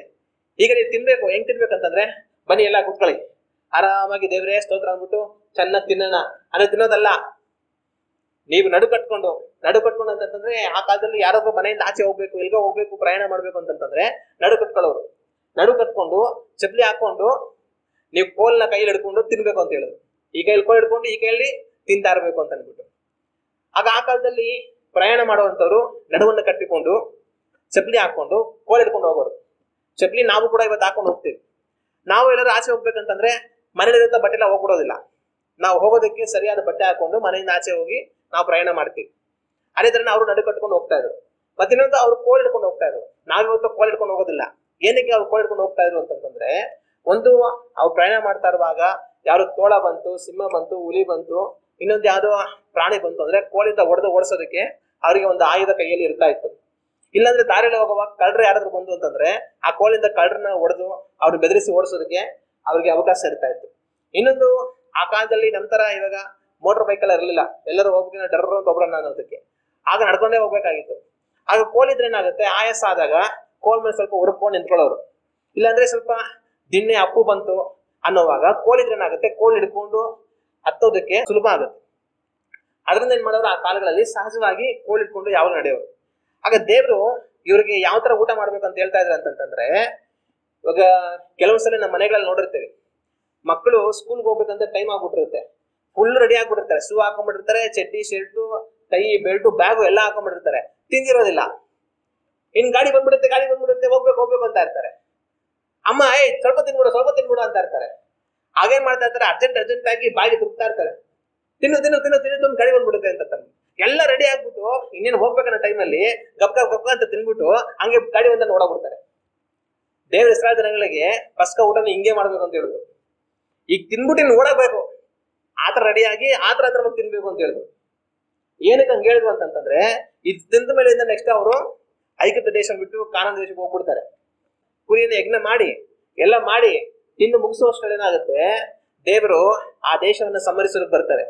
ಅವ್ರು ಬಂದು ಸಂಹರಿಸಿದ ಮೇಲೆ ರಾತ್ರಿ ರಾಜ ಎದ್ದು ಏನ್ ಮಾಡ್ತಾನೆ, ಎಲ್ಲಾ ಕಡೆ ಸುತ್ತೋಗ್ಬಿಟ್ಟಿದ್ದಾರೆ, ಈ ಜನಗಳು ಇರೋದೇ ಬೇಡ, ಮೊದ್ಲು ದೇಶದಿಂದ ಹೊಡೆದು ಓಡಿಸಿ ಆಚೆಗಡೆಗೆ ಎಲ್ಲ ಮೊದಲು ತೊಲಗ್ರಿ, ನಮ್ಮ ದೇಶದಲ್ಲಿ ಇರಬೇಡಿ ಅಂತ ಅಂದ್ಬಿಟ್ಟು ನಿಮ್ಮನ್ನ ಆತರವಾಗಿ ಓಡಿಸ್ಬಿಡ್ತಾನೆ. ನೀವು ಅಯ್ಯೋ ಸ್ವಲ್ಪ ತಿರ್ರಿ, ಅಲ್ಲಿ ಸ್ವಲ್ಪ ಕಾಸು ಇದೆ, ಇಲ್ಲಿ ಸ್ವಲ್ಪ ರೊಟ್ಟಿ ಇದೆ, ಅಲ್ಲಿ ಸ್ವಲ್ಪ ಬಟ್ಟೆ ಇದೆ, ನಾನು ಶೂ ಹಾಕೊಬೇಕು, ಪ್ಯಾಂಟ್ ಹಾಕೊಬೇಕು, ಸ್ವಲ್ಪ ಇರ್ರಿ ಅಂತ ಅವ್ನು ಕೇಳಲ್ಲ. ನೀನ್ ಮೊದ್ಲಿಂದ ಹೋಗು, ಇರ್ಬೇಡ, ಹುಟ್ಟು ಬಟ್ಟೆ ಎಲ್ಲ ಓಡಾಕ್ತಾ ಇರು. ಅಂತ ನಿಮ್ಮನ್ನ ಓಡಿಸ್ಬಿಡ್ತಾನೆ.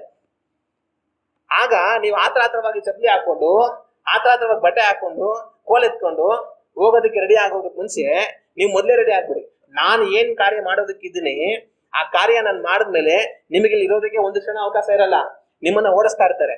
ನೀವು ಮೊದಲೇ ರೆಡಿ ಆಗ್ಬಿಟ್ಟು ತಿನ್ಬಿಟ್ಟು ಇರ್ರಿ, ನಾನ್ ಮಾಡೋ ಕಾರ್ಯ ಮಾಡಿದ ತಕ್ಷಣ ಆರ್ಡರ್ ಬರುತ್ತೆ, ಹಂಗೆ ದೇಶನ ಓಡೋಗ್ಬಿಡಿ ಅಂತ ದೇವರು ಅವ್ರಿಗೆ ಹೇಳಿದ್ರು. ಆಗ ನಾನು ನೀವು ಯೇಸು ಕ್ರಿಸ್ತನಲ್ಲಿ ಯಾವಾಗಲೂ ಸಿದ್ಧವಾಗಿರಬೇಕು. ಯೇಸು ಕ್ರಿಸ್ತನ ಹೇಳಿದ ಮಾತು, ನಿಮ್ಮ ನಡುಗಳು ಕಟ್ಟಿರಲಿ, ನಿಮ್ಮ ದೀಪಟೆಗಳು ಉರಿಯುತ್ತಾ ಇರಲಿ, ಯಜಮಾನನು ಯಾವಾಗ ಬರುವನೋ ಎಂಬುದಾಗಿ ಕಾಯುವಂತ ಕೆಲಸಗಾರರ ರೀತಿಯಲ್ಲಿ ನೀವು ಕಾಯುತ್ತಾ ಇರಿ ಎಂಬುದಾಗಿ ಯೇಸು ಕ್ರಿಸ್ತನ ಹೇಳಿದ್ರು. ಆಗ ಇವರು ಪಸ್ಕ ಹಬ್ಬವನ್ನು ಮಾಡುವಾಗ ರೆಡಿಯಾಗಿದ್ದು ಇನ್ನೇನ್ ತಿಂದು ಎಲ್ಲ ಓಡಬೇಕು ನಾವು ಅನ್ನೋ ತರ ರೆಡಿಯಾಗಿ ಊಟ ಮಾಡಿ ಅಂತ ಹೇಳಿದ್ರು. ನಾನು ನೀವು ಯೇಸು ಕ್ರಿಸ್ತನಲ್ಲಿ ಇವತ್ತ ನಾಳೆ ಎಲ್ಲ ಓಡೋಗೋದಕ್ಕಿದೀವಿ ಅನ್ನೋ ರೀತಿಯಲ್ಲಿ ಬದುಕಬೇಕು. ಹಂಗಂದ್ರೆ ಅರ್ಥ ಏನು? ಇವತ್ತ ನಾಳೆ ನಾವು ದೇವರಾಜ್ಯಕ್ಕೆ ಹೋಗೋದಕ್ಕೆ ಇದೀವಿ, ಯೇಸು ಕ್ರಿಸ್ತನ ಶೀಘ್ರವಾಗಿ ಬಂದ್ಬಿಡೋದಕ್ಕಿದ್ದಾರೆ, ಆತ ರಾಜ್ಯವನ್ನು ನಾವು ಪ್ರವೇಶಿಸಬೇಕು. ಇಲ್ಲಿ ನಾನಿರೋದು ಶಾಶ್ವತ ಅಲ್ಲ, ನನ್ನ ಮನೆ ಅಲ್ಲಿದೆ, ನಾನು ಅರ್ಜೆಂಟ್ ಆಗಿ ಹೋಗ್ಬೇಕು ಅನ್ನೋ ರೀತಿಯಲ್ಲಿ ನಾನು ನೀವು ಈ ಲೋಕದಲ್ಲಿ ಬದುಕಬೇಕು. ಯಾವಾಗ್ಲೂ ಸಿದ್ಧರಾಗಿ ಅವ್ರ ರಾಜ್ಯವನ್ನು ಎದುರು ನೋಡುತ್ತಾ ನಾವು ಜೀವಿಸಬೇಕು. ಹಲ್ಲೆಲೂಯ. ಇಷ್ಟೆಲ್ಲ ಅರ್ಥಗಳನ್ನ ಈ ಪಸ್ಕ ಹಬ್ಬದಲ್ಲಿ ದೇವರು ನಮಗೆ ಕೊಟ್ಟಿದ್ದಾರೆ. ಹಲ್ಲೆಲೂಯ. ದೇವರು ಮಾಡಿರುವಂತ ಒಳ್ಳೆಯ ಕಾರ್ಯಗಳಿಗಾಗಿ ದೇವರಿಗೆ ಸ್ತೋತ್ರ. ಇನ್ನು ಎರಡು ಕಾರ್ಯ ಇದೆ, ಅದನ್ನ ಹೇಳಿ 2 ನಿಮಿಷ ನಾವು ಮುಗಿಸ್ಬಿಡ್ತೀವಿ. ಒಂದು, ಈ ಪಸ್ಕ ಹಬ್ಬ ಮಾಡ್ಬೇಕಂತ ಹೇಳಿದಾಗ ಯಾರಾದ್ರೂ ಇಸ್ರಾಯೇಲ್ ಜನಗಳು ಇದನ್ನ ಮಾಡಿಲ್ಲ ಅನ್ಕೊಳ್ಳಿ, ಏನಾಗುತ್ತೆ? ಅಕಸ್ಮಾತ್ ಮೋಶೆ ಹೇಳಿದ್ರು, ನೋಡಪ್ಪ ನೀವೆಲ್ಲ ಒಂದು ಕುರಿಮರಿ ತಗೊಂಡು ಅದನ್ನ ಕತ್ತರಿಸಿ ಅದ್ರ ರಕ್ತವನ್ನು ತಗೊಂಡು ಬಾಗಿಲಿಗೆಲ್ಲ ಹಚ್ಚಿ ನೀವು ಊಟ ಮಾಡಿ ಒಳಗಡೆ ಇರಿ ಅಂತ ಮೋಶೆ ಹೇಳಿದ್ರು. ಈಗ ಯಾರೋ ಒಬ್ಬ ಯಾರೋ ಕುರಿನ ಕತ್ತರಿಸಿ ಅದೆಲ್ಲ ಮಾಡ್ತಾರೆ, ನಾನ್ ಮಾಡೋದಿಲ್ಲ ಅಂತ ಮಾಡಿಲ್ಲ ಅನ್ಕೊಳ್ಳಿ, ಆಗೇನಾಗುತ್ತೆ? ಆಗ ಸಂಹಾರ ದೂತ ಬಂದು ಅವ್ರ ಮನೇಲಿರುವಂತ ತನ್ನ ಮೊದಲನೇ ಮಗವನ್ನು ಸಾಯಿಸ್ತಾನೆ. ಎಲ್ಲಿ ರಕ್ತ ಇಲ್ಲವೋ ಅಲ್ಲಿ ಮರಣ ಉಂಟಾಗುತ್ತೆ. ಇದೇ ರೀತಿಯಾಗಿ ದೇವರು ನನಗೂ ನಿಮಗೂ ರಕ್ಷಣೆ ಅವಕಾಶವನ್ನು ಕೊಟ್ಟಿದ್ದಾರೆ. ತನ್ನ ಮಗನಾದ ಯೇಸು ಕ್ರಿಸ್ತನನ್ನು ಶಿಲುಬೆಯಲ್ಲಿ ಬಲಿಯಾಗಿ ಕೊಟ್ಟು ಆತನ ರಕ್ತದ ಮುಖಾಂತರ ನೀವು ರಕ್ಷಣೆ ಹೊಂದಿಕೊಳ್ಳಿರಿ, ನನ್ನ ನ್ಯಾಯ ತೀರ್ಪಿನಿಂದ ಮರಣದಿಂದ ತಪ್ಪಿಸಲ್ಪಡಿರಿ ಎಂಬುದಾಗಿ ದೇವರು ನಮಗೆ ಅವಕಾಶ ಕೊಟ್ಟಿದ್ದಾರೆ. ಅದನ್ನ ನಾವು ನಂಬಿ ನಮ್ಮನ್ನು ಒಪ್ಪಿಸಿಕೊಡುವಾಗ ನಮಗೆ ರಕ್ಷಣೆ ಉಂಟಾಗುತ್ತೆ. ಆದ್ರೆ ಯಾರೋ ಕುರಿಮರಿ ಕತ್ತರಿಸ್ಬಿಟ್ಟು ರಕ್ತ ಹಚ್ಬಿಟ್ರೆ ನಮ್ಮ ಮರಣ ಬರೋದಿಲ್ವಾ? ಅದನ್ನೆಲ್ಲ ನಂಬಕ್ಕಾಗತ್ತಾ? ನಾನ್ ಮಾಡೋದಿಲ್ಲ ಅಂತ ಉದಾಸೀನ ಮಾಡಿದ್ರೆ ಮರಣ ಉಂಟಾಗತ್ತೆ. ಆದ್ರೆ ನಂಬಿ ಆ ರಕ್ತವನ್ನು ಹಚ್ಚಿದವನು ತನ್ನ ಮಗನ ಪ್ರಾಣವನ್ನು ಕಾಪಾಡಿಕೊಳ್ತಾನೆ. ಇವತ್ತು ನಾನು ನೀವು ಯೇಸು ಕ್ರಿಸ್ತನ ನಂಬಿಟ್ರೆ ಪಾಪದ ಕ್ಷಮಿಸಲ್ಪಟ್ಬಿಡುತ್ತಾ? ಆದ್ರ ರಕ್ತದಿಂದ ಬಿಡುಗಡೆ ಆಗ್ಬಿಡುತ್ತಾ? ಇದನ್ನ ನಾವು ನಂಬೇಕಾ ಅಂತ ಹೇಳ್ಕೊಂಡು ಓಡಾಡಿದ್ರೆ ನಮಗೆ ದಂಡನೆ ಖಂಡಿತ. ಆದ್ರೆ ದೇವ್ರು ಕೊಟ್ಟರ ಅವಕಾಶವನ್ನ ಒಪ್ಪಿಕೊಂಡು ನಮ್ಮನ್ನು ತಗ್ಗಿಸಿ, ದೇವರೇ ನನ್ನ ಪಾಪವನ್ನು ಕ್ಷಮಿಸು, ಯೇಸು ಕ್ರಿಸ್ತನ ರಕ್ತದ ಮುಖಾಂತರ ನನ್ನ ಪಾಪಗಳನ್ನು ಬಿಡುಗಡೆ ಆಗಿ ನನಗೆ ರಕ್ಷಣೆ ಉಂಟಾಗಿ ನನಗೆ ನಿತ್ಯ ಜೀವದ ವಾಗ್ದಾನ ಇದೆ ಅಂತ ನಾವು ನಂಬುವಾಗ ನಿತ್ಯ ಜೀವನ ಕಾಣ್ತೇವೆ. ಹಲ್ಲೆಲೂಯ. ಇನ್ನೊಂದು ಕಾರ್ಯ, ಒಂದು ವೇಳೆ ಯಾರೋ ಮೋಶೆ ಹೇಳಿದ ಹಾಗೆ ನಂಬುದ್ರು, ಆಯ್ತು ನಾನು ಒಂದು ಕುರಿಮರಿ ತಗೊಂಡು ಕತ್ತರಿಸಿ ರಕ್ತ ಎಲ್ಲ ಹಚ್ತೀನಿ, ಕತ್ತರಿಸೋದು ರಕ್ತ ಎಲ್ಲ ಹಚ್ಚಿದ್ರು ಎಲ್ಲ ಮಾಡಿದ್ರು. ಈಗ ಊಟ ಎಲ್ಲ ಮಾಡಿ ಮುಗಿಸಿದ್ಮೇಲೆ ಇನ್ನೊಂದು ಮುಖ್ಯವಾದ ಕಾರ್ಯ ಮಾಡಬೇಕು. ಏನ್ ಮಾಡ್ಬೇಕಂದ್ರೆ, ಅವರು ದೇಶವನ್ನು ಬಿಟ್ಟು ಓಡೋಗ್ಬೇಕಾದ ಪರಿಸ್ಥಿತಿ ಬರುತ್ತೆ. ಆದ್ರೆ ಓಡೋಗೋದಕ್ಕೆ ಮುಂಚೆ ಬೇರೆ ಒಂದು ಕಾರ್ಯ ಮಾಡಬೇಕು. ಏನಂತಂದ್ರೆ, ನಾವು 22ನೇ ವಾಕ್ಯವನ್ನ ಓದಿ ನೋಡೋಣ. ವಿಮೋಚನಾ ಕಾಂಡ 12ನೇ ಅಧ್ಯಾಯ 22ನೇ ವಾಕ್ಯವನ್ನು ಓದಿ ನೋಡಿದರೆ ಈ ವಾಕ್ಯದಲ್ಲಿ ಈ ರೀತಿಯಾಗಿದೆ. ಮತ್ತು ಹಿಸ್ಸೋಪ್ ಗಿಡದ ಬರಲನ್ನು ತೆಗೆದುಕೊಂಡು ಬಟ್ಟಲಿನಲ್ಲಿರುವ ಆ ರಕ್ತದಲ್ಲಿ ಅದ್ದಿ ಬಾಗಿಲಿನ ಮೇಲಣ ಪಟ್ಟಿಗೂ 2 ನಿಲುವು ಕಂಬಗಳಿಗೂ ಹಚ್ಚಬೇಕು. ತರುವಾಯ ನಿಮ್ಮಲ್ಲಿ ಒಬ್ಬರು ಸೂರ್ಯೋದಯದೊಳಗಾಗಿ ಬಾಗಿಲಿನಿಂದ ಹೊರ ಹೋಗಕೂಡದು. ಇಲ್ಲಿ ಮೋಶೆ ಏನ್ ಹೇಳ್ತಾರೆ ಅಂದ್ರೆ, ನೀವೆಲ್ಲ ಮಾಡಿ ಮುಗಿಸಿ ಊಟ ಮಾಡ್ಬಿಟ್ಟು ಏನ್ ಮಾಡ್ಬೇಕು? ಬಾಗಿಲು ಮುಚ್ಕೊಂಡು ಒಳಗಡೆನೆ ಇರಬೇಕು. ಸೂರ್ಯೋದಯ ಆಗೋವರೆಗೂ ನಿಮಗೆ ಯಾವಾಗ ಆಸೆ ಬರ್ಬೇಕಂತ ನಿಮ್ಗೆ ಅಪ್ಪಣೆ ಬರುತ್ತೆ, ಅಲ್ಲಿವರೆಗೂ ನೀವ್ ಯಾರು ಆಸೆ ಬರಬಾರ್ದು, ಎಲ್ಲ ಒಳಗಡೆನೆ ಇರಬೇಕು ಅಂತ ಮೋಶೆ ಹೇಳಿದ್ರು. ಅಕಸ್ಮಾತ್ ಯಾರಾದ್ರು ಏನಾಗುತ್ತೆ ನಾನು ನೋಡ್ತೀನಿ ಅಂತ ಬಾಗಿಲು ತಗೊಂಡು ಆಚೆ ಬಂದಿದ್ರೆ ಏನಾಗಿರೋದು? ಬಾಗಿಲು ತಗೊಂಡು ಆಚೆ ಬಂದಿದ್ರೆ ಮರಣ ಅವ್ರ ಮಗನೇ ಪ್ರವೇಶಿಸಿರೋದು. ಆಗ ನಾನು ಕುರಿ ತಗೊಂಡು ಕತ್ತರಿಸಿ ರಕ್ತ ಎಲ್ಲ ಹಚ್ಚಿ ಎಲ್ಲ ಮಾಡ್ಬಿಟ್ಟಿದ್ದೀನಿ ಅಂದ ಮಾತ್ರಕ್ಕೆ ಸರಿ ಹೋಗೋದಿಲ್ಲ.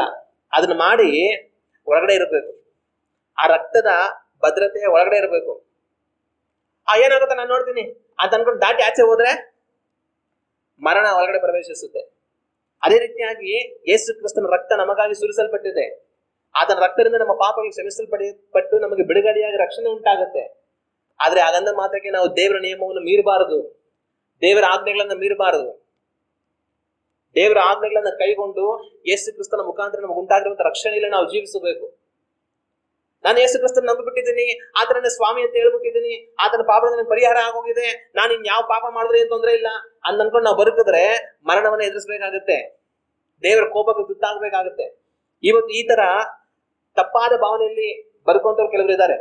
ನಾನು ಯೇಸು ಕ್ರಿಸ್ತನ ನಂಬಿಬಿಟ್ಟಿದ್ದೀನಿ, ನನ್ನ ಪಾಪಗಳೆಲ್ಲ ಕ್ಷಮಿಸಲ್ಪಟ್ಟುಬಿಟ್ಟಿದೆ, ನನಗೆ ಇನ್ನೇನ್ ತೊಂದರೆ ಇಲ್ಲ, ನಾನು ಇನ್ ಯಾವ ಪಾಪ ಬೇಕಾದ್ರೂ ಮಾಡ್ಕೊಂಡು ಹೋಗ್ಬೋದು, ನಾನು ಶಾಶ್ವತವಾಗಿ ಕ್ಷಮಿಸಲ್ಪಟ್ಬಿಟ್ಟಿದ್ದೀನಿ, ಇನ್ನೇನ್ ಪಾಪ ಮಾಡಿದ್ರೆ ನಮ್ಗೆ ಲೆಕ್ಕಕ್ಕಿಲ್ಲ, ಅದು ನಮಗೆ ಪರಲೋಕ ಗ್ಯಾರಂಟಿ ಅನ್ನುವಂಥ ತಪ್ಪಾದ ಭ್ರಮೆಯಲ್ಲಿ ಬರ್ತಾ ಇದ್ದಾರೆ. ಆದ್ರೆ ಆ ರೀತಿಯಾಗಿ ಅಲ್ಲ. ರಕ್ತ ಹಚ್ಚಿದ ಮಾತ್ರಕ್ಕೆ ನೀನ್ ರಕ್ತದ ಮನೆ ಹೊರಗಡೆ ಇರಬೇಕು. ಅದನ್ನ ದಾಟಿ ಆಚೆ ಹೋದ್ರೆ, ದೇವರ ಆಜ್ಞೆಯನ್ನು ಮೀರಿ ಹೋದ್ರೆ ದಂಡನೆ ಎದುರಾಗುತ್ತೆ. ಆಗ ನಾನು ನೀವು ಯೇಸು ಕ್ರಿಸ್ತನಲ್ಲಿ ವಿಶ್ವಾಸ ಇಟ್ಟಿದ್ದೀವಿ, ದೇವ್ರಿಗೆ ಒಪ್ಪಿಸ್ಕೊಂಡು ಜೀವಿಸ್ತಾ ಇದ್ದೀವಿ. ಅದರೊಟ್ಟಿಗೆ ನಾವು ದೇವರ ಆಜ್ಞೆಗಳನ್ನ ಮೀರದೆ ನಮ್ಮ ಪೂರ್ವ ಪಾಪಗಳಿಂದ ಮನೆ ತಿರುಗಿ ಇನ್ನು ರಕ್ತವನ್ನು ನಾವು ದಾಟಿ ಹೋಗದೆ ದೇವರ ನಿಯಮಕ್ಕೆ ಒಳಗಾಗಿ ನಾವು ಇರೋವರೆಗೂ ಜೀವಿಸಬೇಕು. ಆಗ ನಮಗೆ ಜೀವ ಉಂಟಾಗುತ್ತೆ. ಹಲ್ಲೆಲೂಯ. ಇವತ್ತು ನಾವು ಆ ರೀತಿಯಾಗಿ ಜೀವಿಸೋದಕ್ಕೆ ಎಚ್ಚರಿಕೆ ಆಗಿದ್ದು ನಮ್ಮನ್ನು ನಾವು ದೇವರಿಗೆ ಒಪ್ಪಿಸಿಕೊಡೋಣ. ದೇವರು ನಮ್ಮನ್ನ ಆಶೀರ್ವದಿಸಲಿ. ಕಟ್ಟ ಕಡೆಯದಾಗಿ ಇನ್ನೊಂದು ವಾಕ್ಯವನ್ನು ಓದಿ ನಾವು ಮುಗಿಸೋಣ. 27ನೇ ವಾಕ್ಯವನ್ನು ನಾವು ಓದುವಾಗ ಈ ವಾಕ್ಯದಲ್ಲಿ 26, 27 ನಾವು ಓದಿ ನೋಡಿದರೆ ಈ ವಾಕ್ಯಗಳಲ್ಲಿ ಈ ರೀತಿಯಾಗಿದೆ.